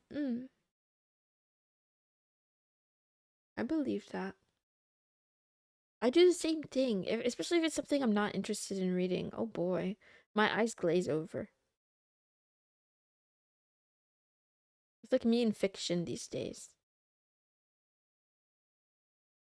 I still haven't found a solution. There's a book I'm looking for. There's two Chinese novels I'm looking for that I don't remember the name of. I don't remember the author, but I'm still on my search. I want to find them and read them again. They were so well done. But anyway, this is off topic. I keep thinking about maybe writing my own instead of like sifting through different books to find one that actually interests me, and a lot of them let me down. I should probably just write my own, but I know the process of writing is very different than the process of reading.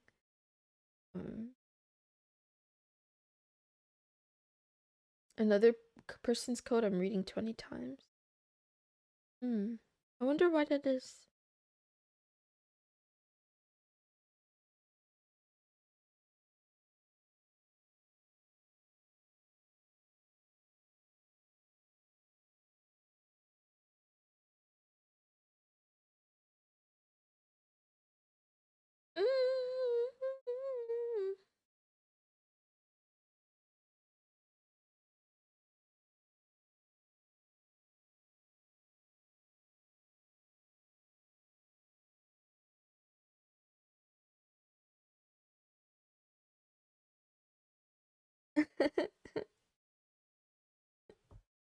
I'm excited to get there. I'm excited to get to the point where I can write and read code. I feel like I still don't really have that skill. Like I don't understand. Oh, that reminds me. Man, I deleted the link, but that's something I want to do today, I think. I want to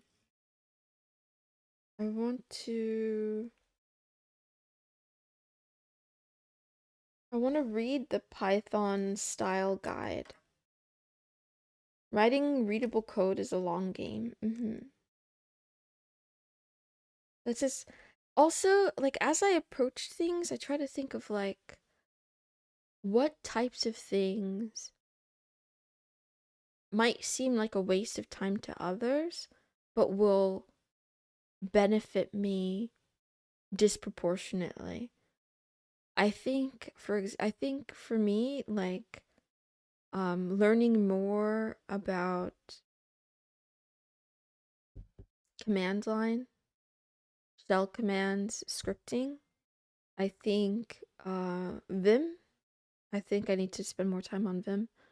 I think also, yeah, reading code. Um, I think those are probably going to be force multipliers. Comments help a lot with understanding. Yeah, but I don't understand what good code looks like. I don't even understand what good comments look like, you know? I could tell you that everything I have is shit, but I don't know how to make it better yet. Mm,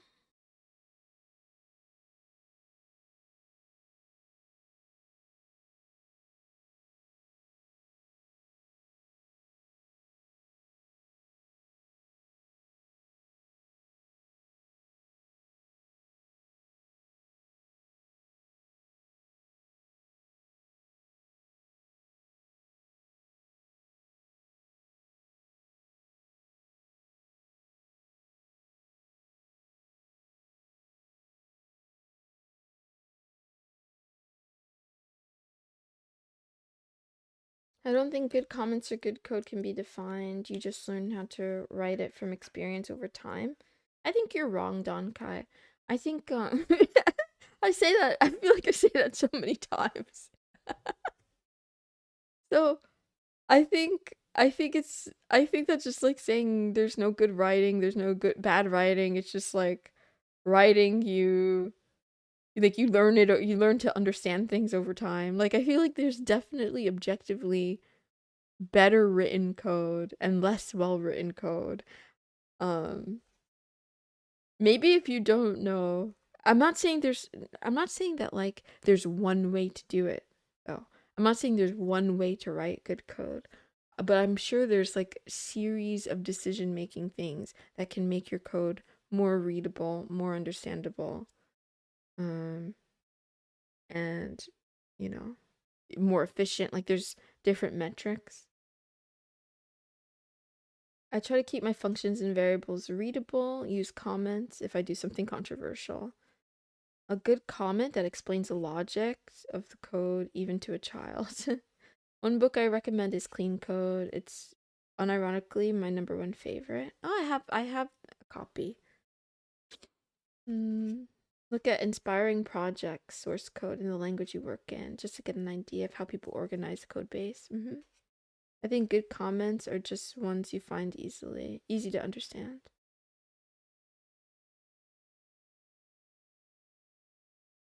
If it's all over the place, not organized, at least is how I see it. Went through different phases with this. I'm on the a beginner has to be able to read this because trying to be clever hasn't turned out well for me. If there's some basic rules like dry, solid, yagni. But sometimes you gotta break the rules to make it more readable. That's what I'm trying to get at. Ah, I got you. Come here, nice to look you.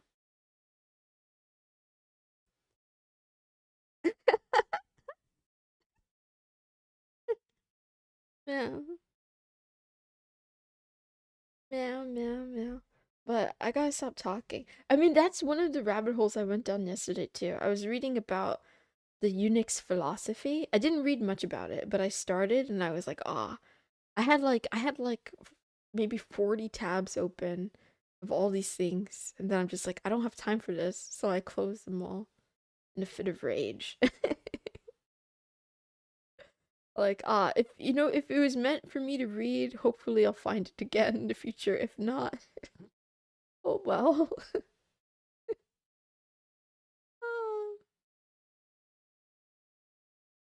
eh.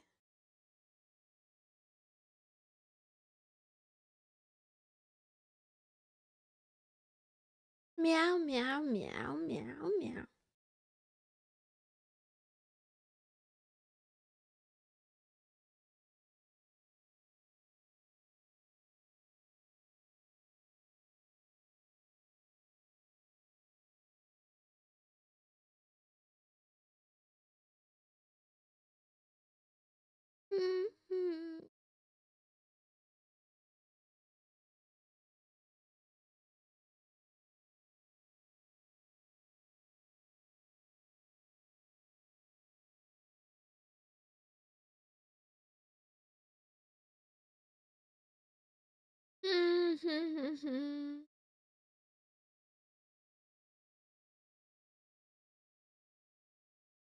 Meow, meow, meow, meow.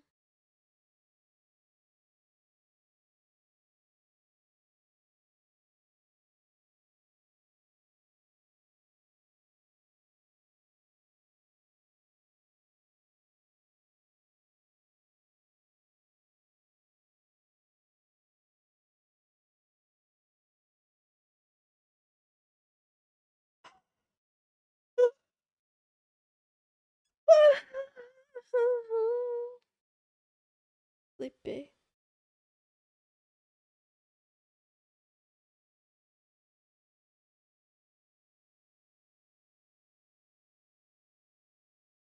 Function over visual. I like simple and elegant if necessary. To make ugly functional code, I will. Yeah.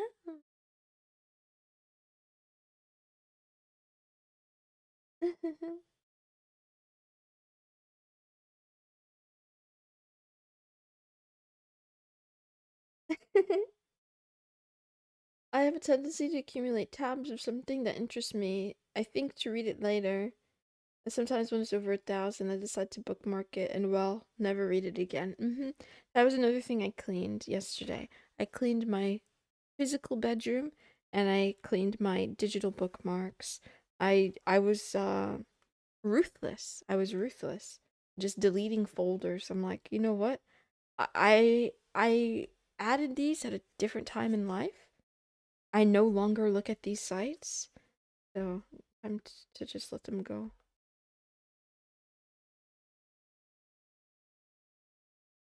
Mm, yeah.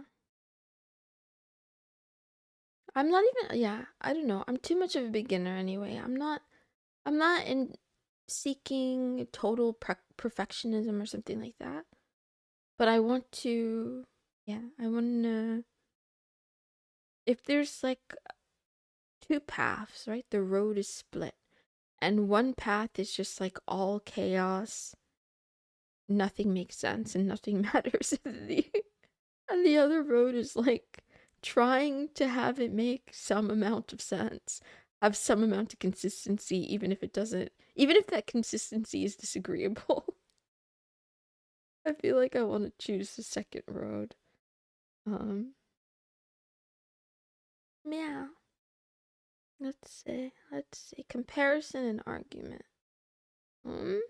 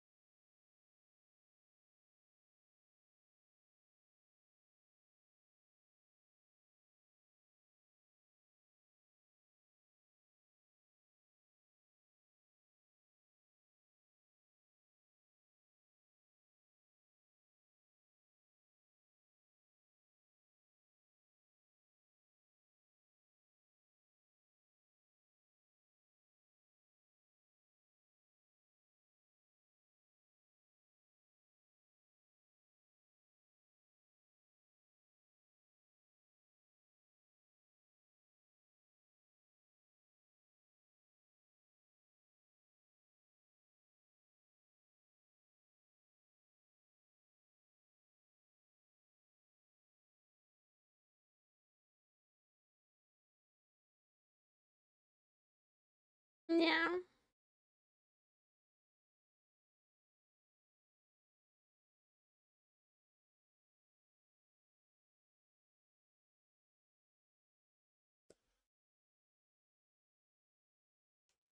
Make sure you can read what the function does and needs it, blah blah.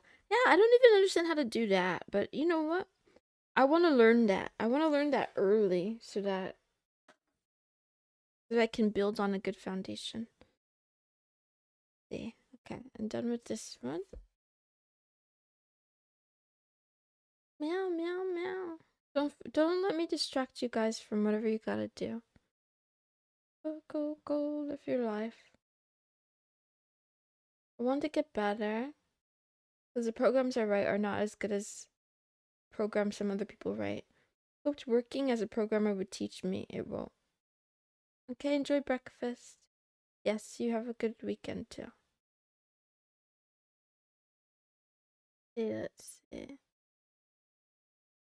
Modernity's double punishment is to make us both age prematurely and live longer. I like that. I like that. I think this relates to our conversation about school. I think it's easy to make children, like, especially the idea of like specializing early. It's all about, right? Finding an occupation or something like that. I don't know.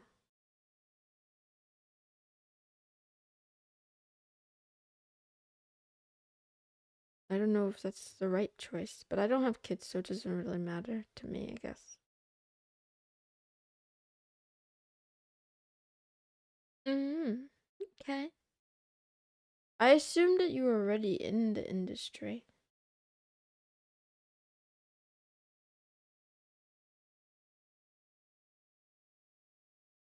Efficiency matters more than quality. Well, I'm gonna wonder though if that'll stay the case. Especially if what people are saying is right about AI and efficiency. The differentiator might end up being quality down the line of who gets jobs, who gets to keep jobs and who doesn't or whatever. Um, we'll see though. And I think that's the other thing that's being exposed. I think a lot of people wrote I think a lot of people didn't like writing code, and then a lot of people wrote bad code, right? Because they say that, um, you know, AI is basically like an intern or junior dev, something like that at this point. Yeah. Going to game dev school, hopefully in the industry next year. Okay, good luck. I'll cheer you on. I'm cheering you on.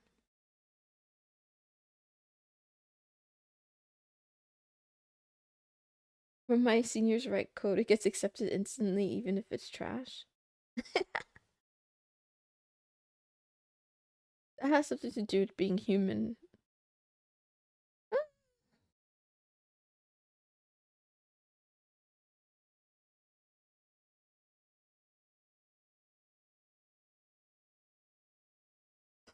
Mm.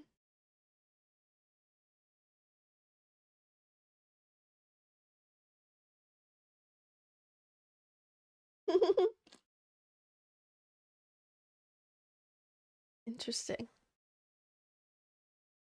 I'm gonna be learning a little bit about pointers later today. I still have to finish reading though. I have another hour and then do I'll learn about pointers.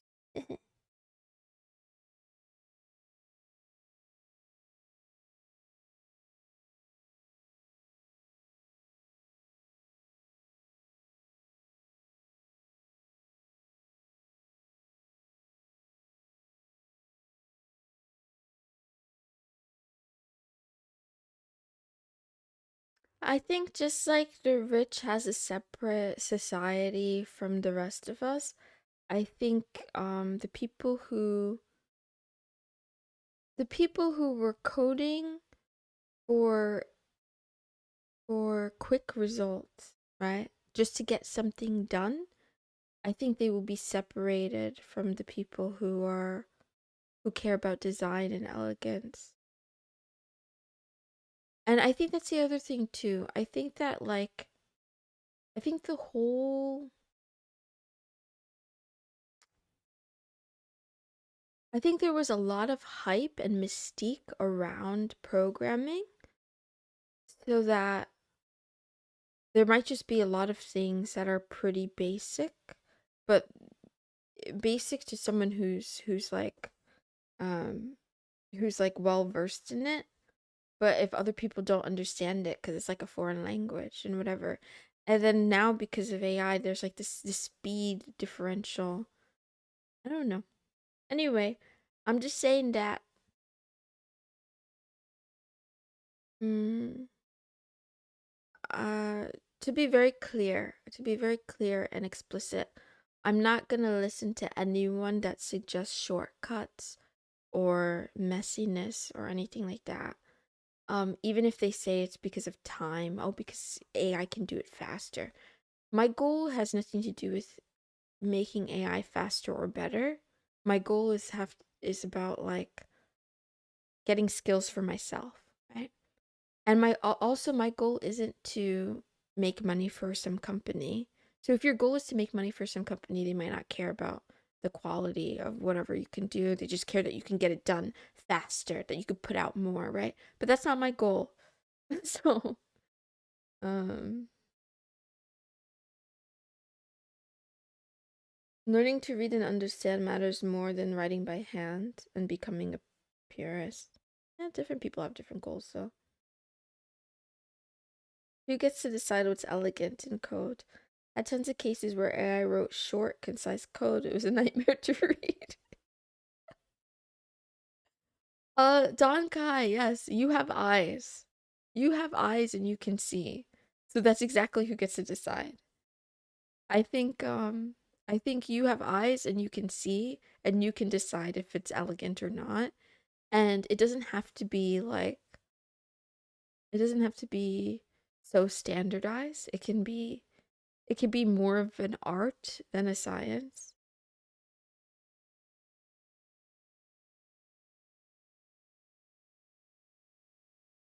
It was never hard, kind of intimidating. Lower entry level is a good thing. I don't even think, yeah, I don't even know. I don't know. We'll see. We'll see. We'll see. Time will tell. But I want to like, I don't want to control you guys, but I want to say that like, don't do this. If someone is a beginner and they're trying to learn, there's no need for you to like tell them why this is bad and that's bad and this is hopeless and that like there's no need to fill them with doubt and doom. Just, let them be. Let them be.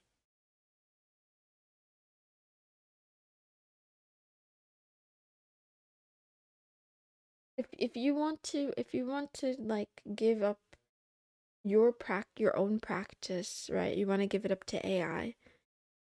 You have every right to do that, but I don't think it helps to discourage beginners because you take for granted your own knowledge, and one day when you're not around,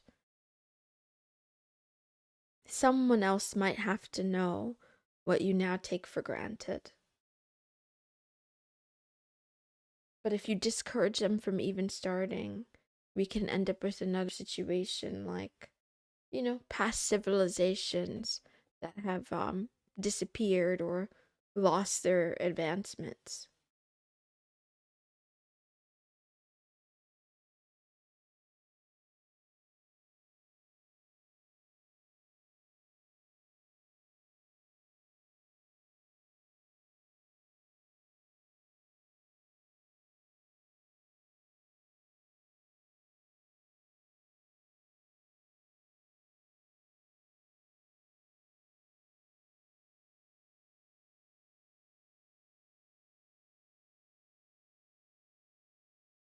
Yeah.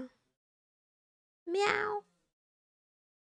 And the other thing I realized in life that I keep forgetting, this is why I wrote about it in the shower yesterday. It's really hard not to be influenced by other people. But we don't all have the same standards. Like some of you guys might have low standards. Actually, I think all of you have low standards if you're watching this stream. You should go do other things. But yeah, it's okay if people have higher standards. Do something else. Go enjoy your weekend.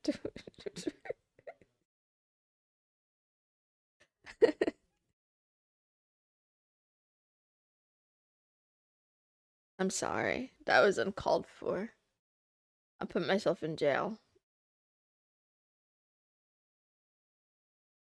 If only you said that as soon as I clicked on it. I mean, it's a pinned comment. Don't waste your life.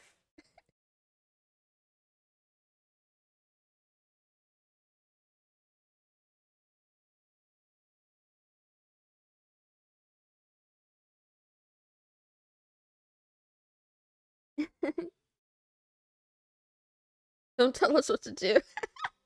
You have a point there.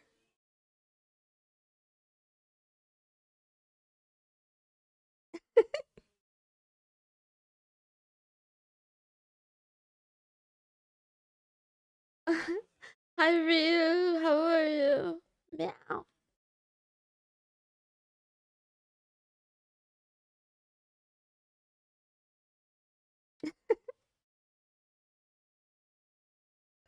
Meow. I've been a bad kitty again.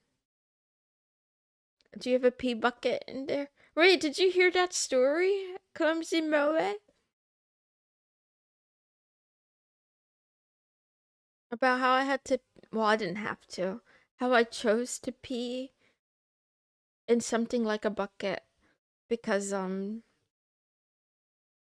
my toilet was getting replaced. There was like a plumber and I couldn't use it for I think a day or something. And I didn't want to use my parents' bathroom, so I peed in a waste bin. I don't know why I'm saying these words out loud. I'm gonna be quiet now. La la la la la. Meow meow meow meow meow.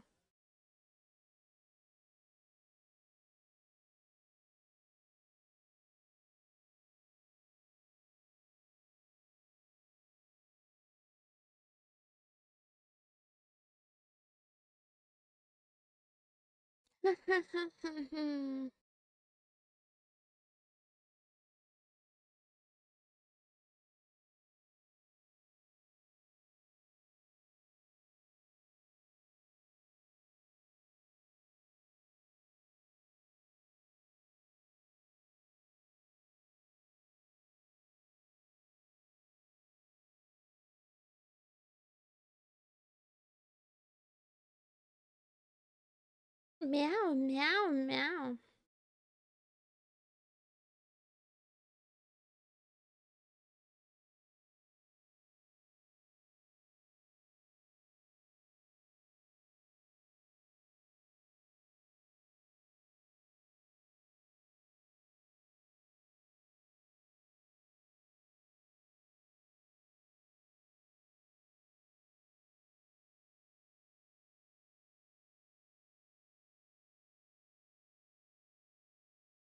Bye. Take care.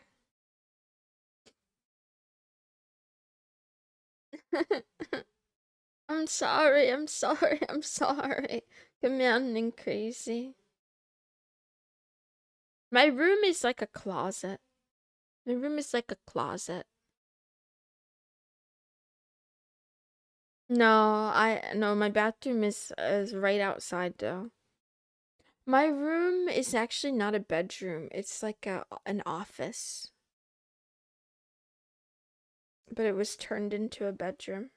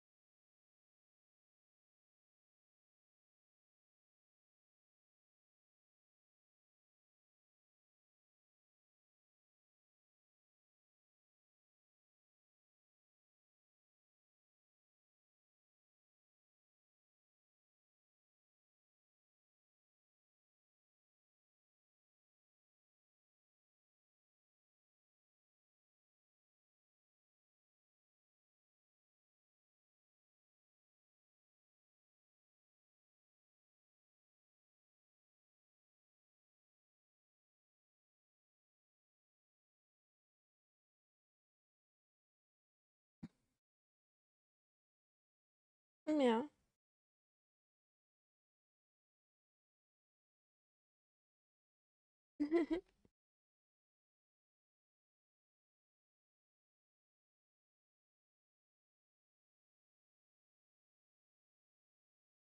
Kind of wild you're in jail for telling people to enjoy their weekend. No, I'm in jail for insulting people that watch my stream. For telling them to raise their standards.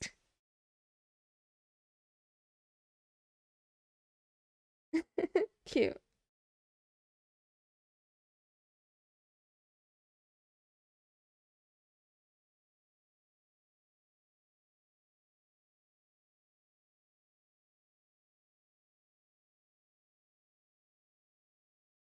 The number of people willing to be a Catgirl's toilet is like larger than I thought. I feel like there's at least, I don't know, at least 5. It's too many. I went too far. Okay. I'm gonna read for a little bit of my book. So I'm gonna be quiet. Um, Bye kitties if you have to go now. Also, yeah, if you see me making a lot of movements, I'm also gonna eat that breakfast that I made 2 hours ago.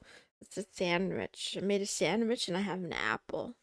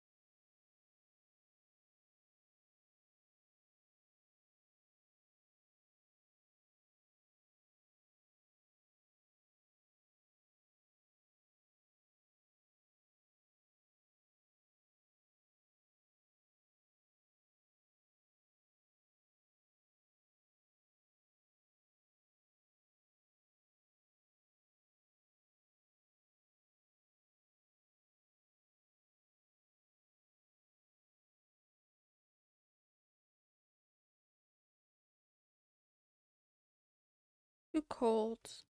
Too cold.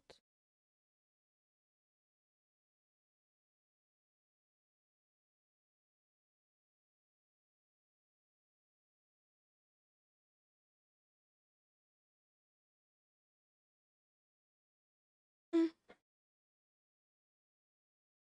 Thank you, kitty pillar. Good morning. And good luck, accentique. Hot chocolate sounds delicious. I haven't had one in maybe a year, maybe more than a year.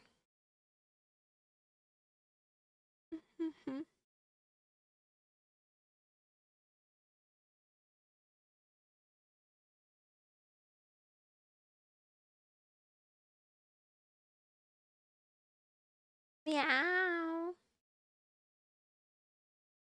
I'm okay.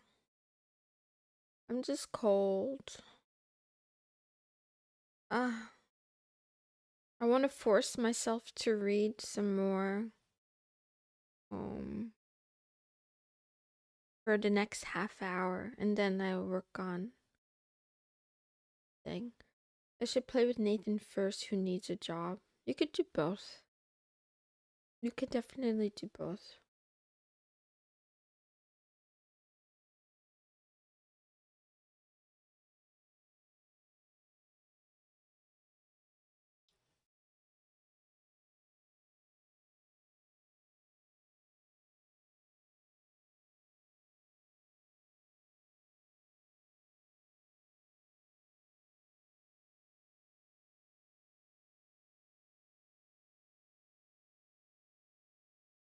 Thank you. This part of the book, this part of the chapter is titled How to Become Mother Teresa. I don't know where he's going with this.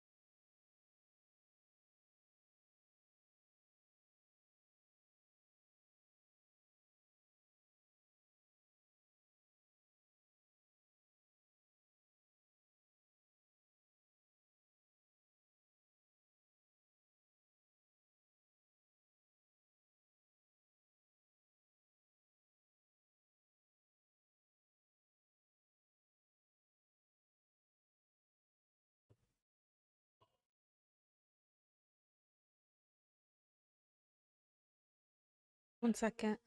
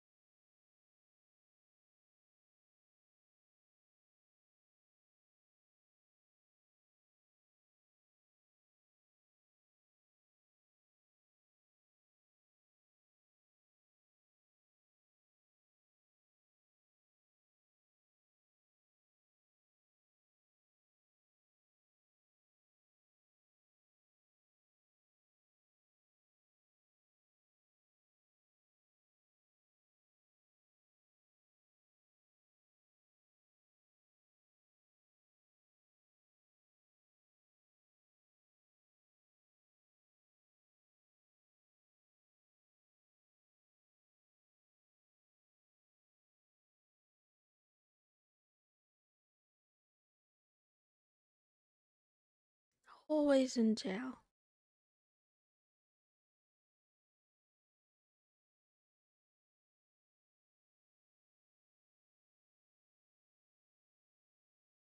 That's good.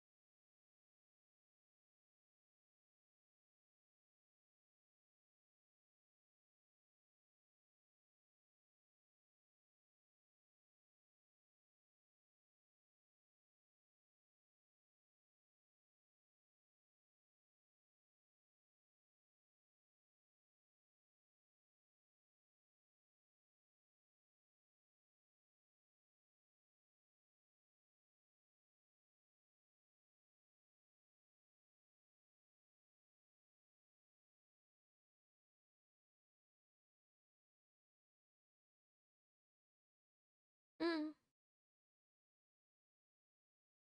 The voice in my head. No. I feel anxious because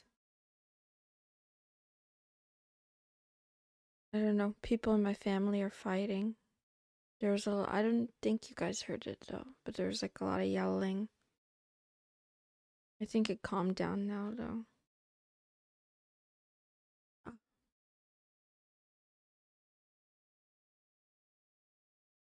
I gotta work harder and get out of here. Not just out of jail, but yeah, out of this house. Mm.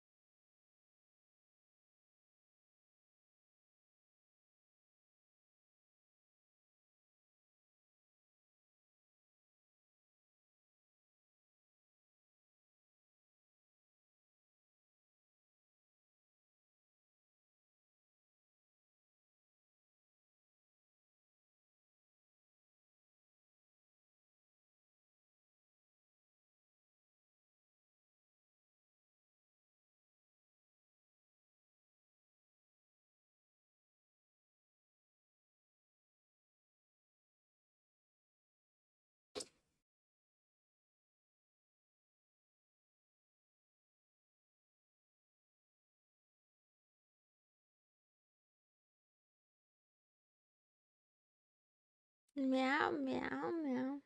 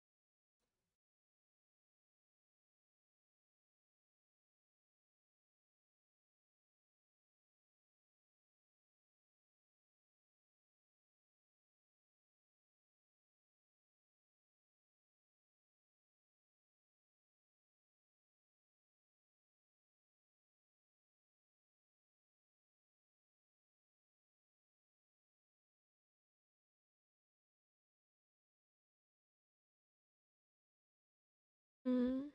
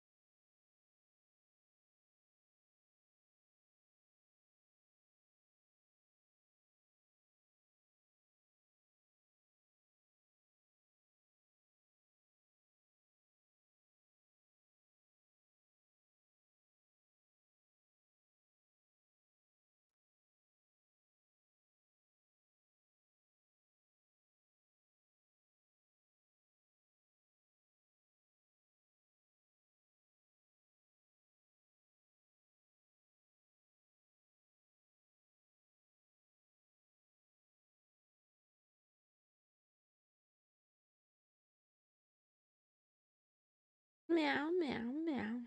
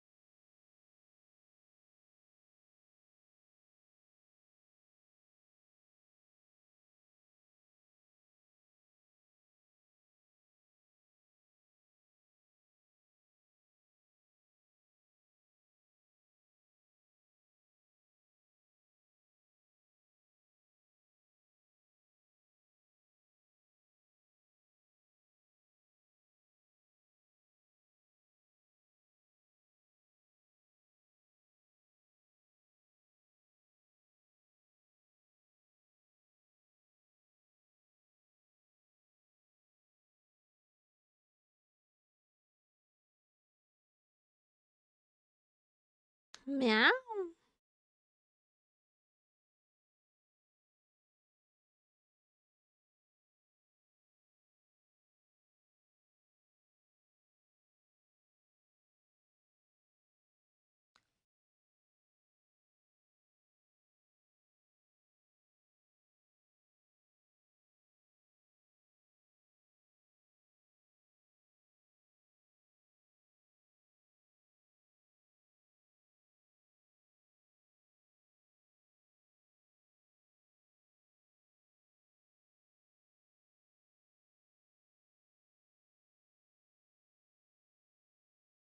Meow, meow, meow.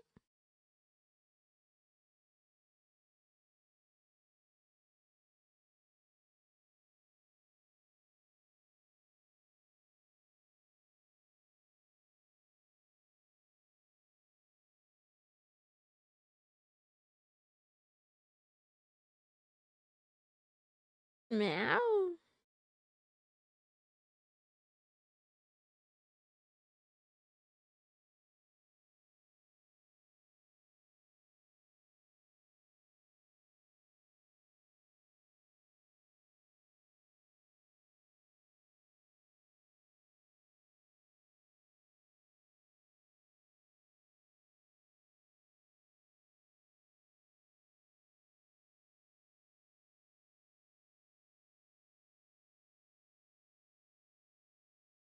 Meow.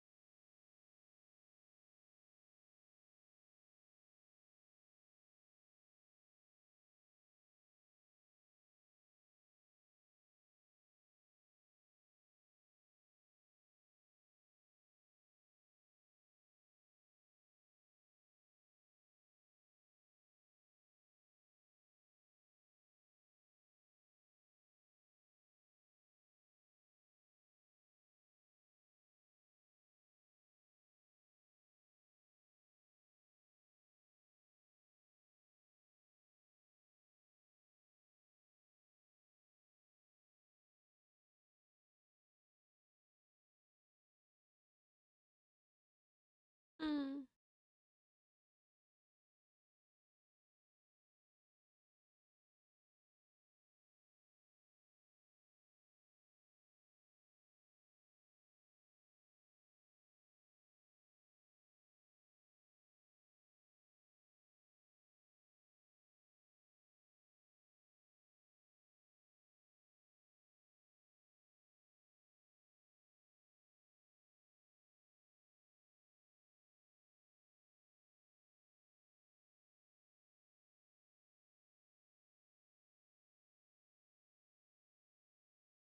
Meow, meow, meow.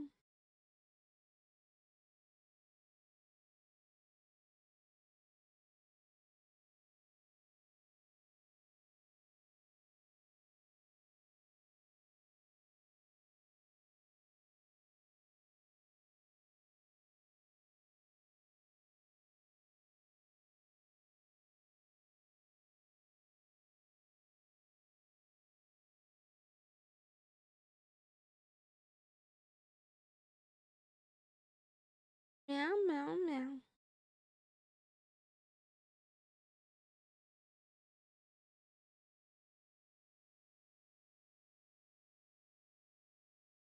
Okay, I'll stop here. I'll stop reading at this section.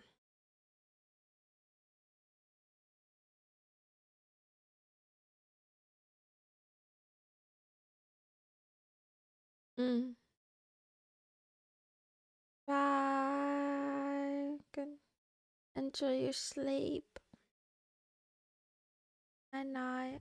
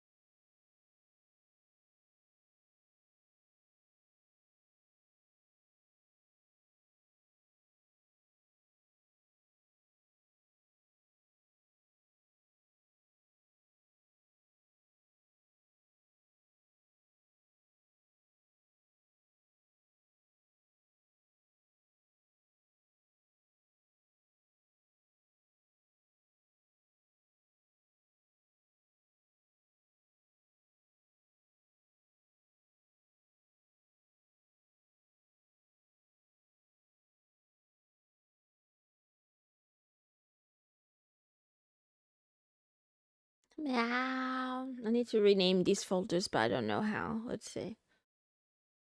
Man. A small loop that detects one-digit prefix pads into 2 digits. Assuming you're in the parent directory. For D in 0 to 9, do numeric part before the first dash, n equals the $sign D for that percent.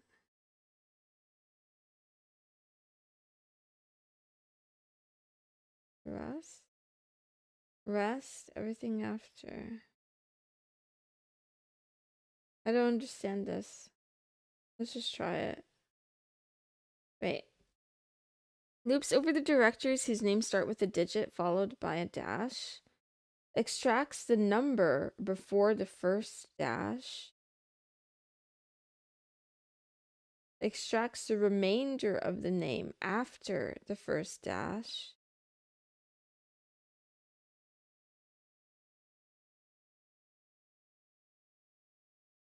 Print F v new.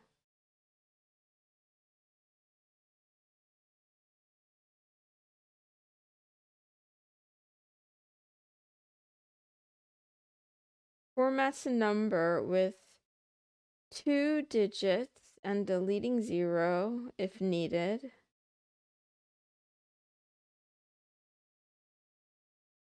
Renames the folder.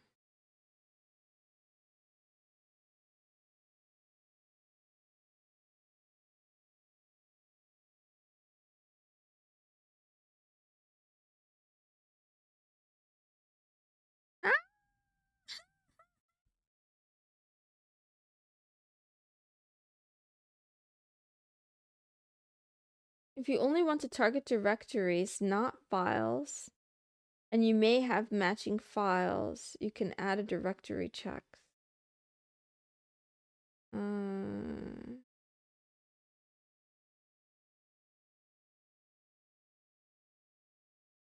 Yeah.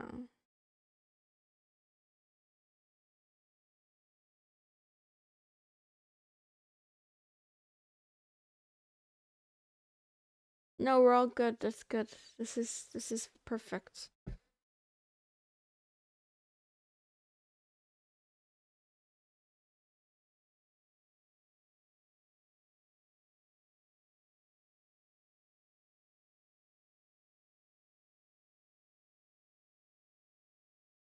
Meowing.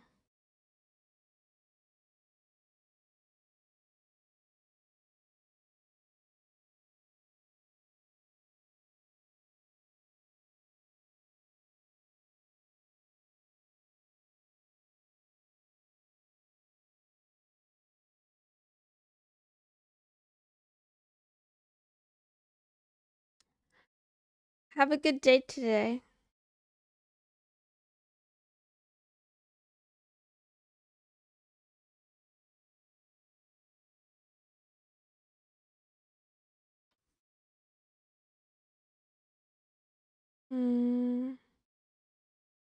Meow.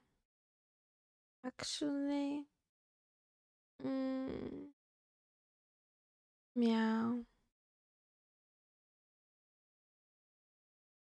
I'm torn.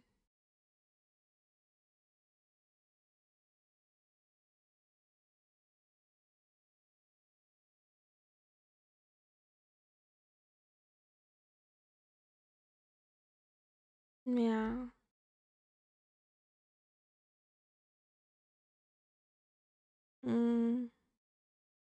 Meow, meow, meow.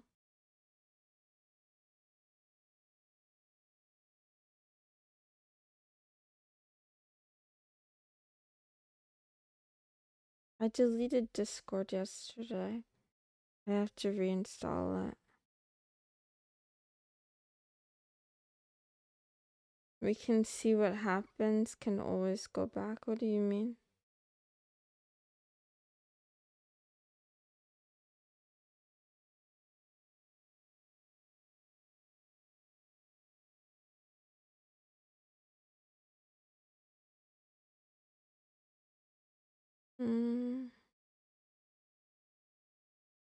Meow.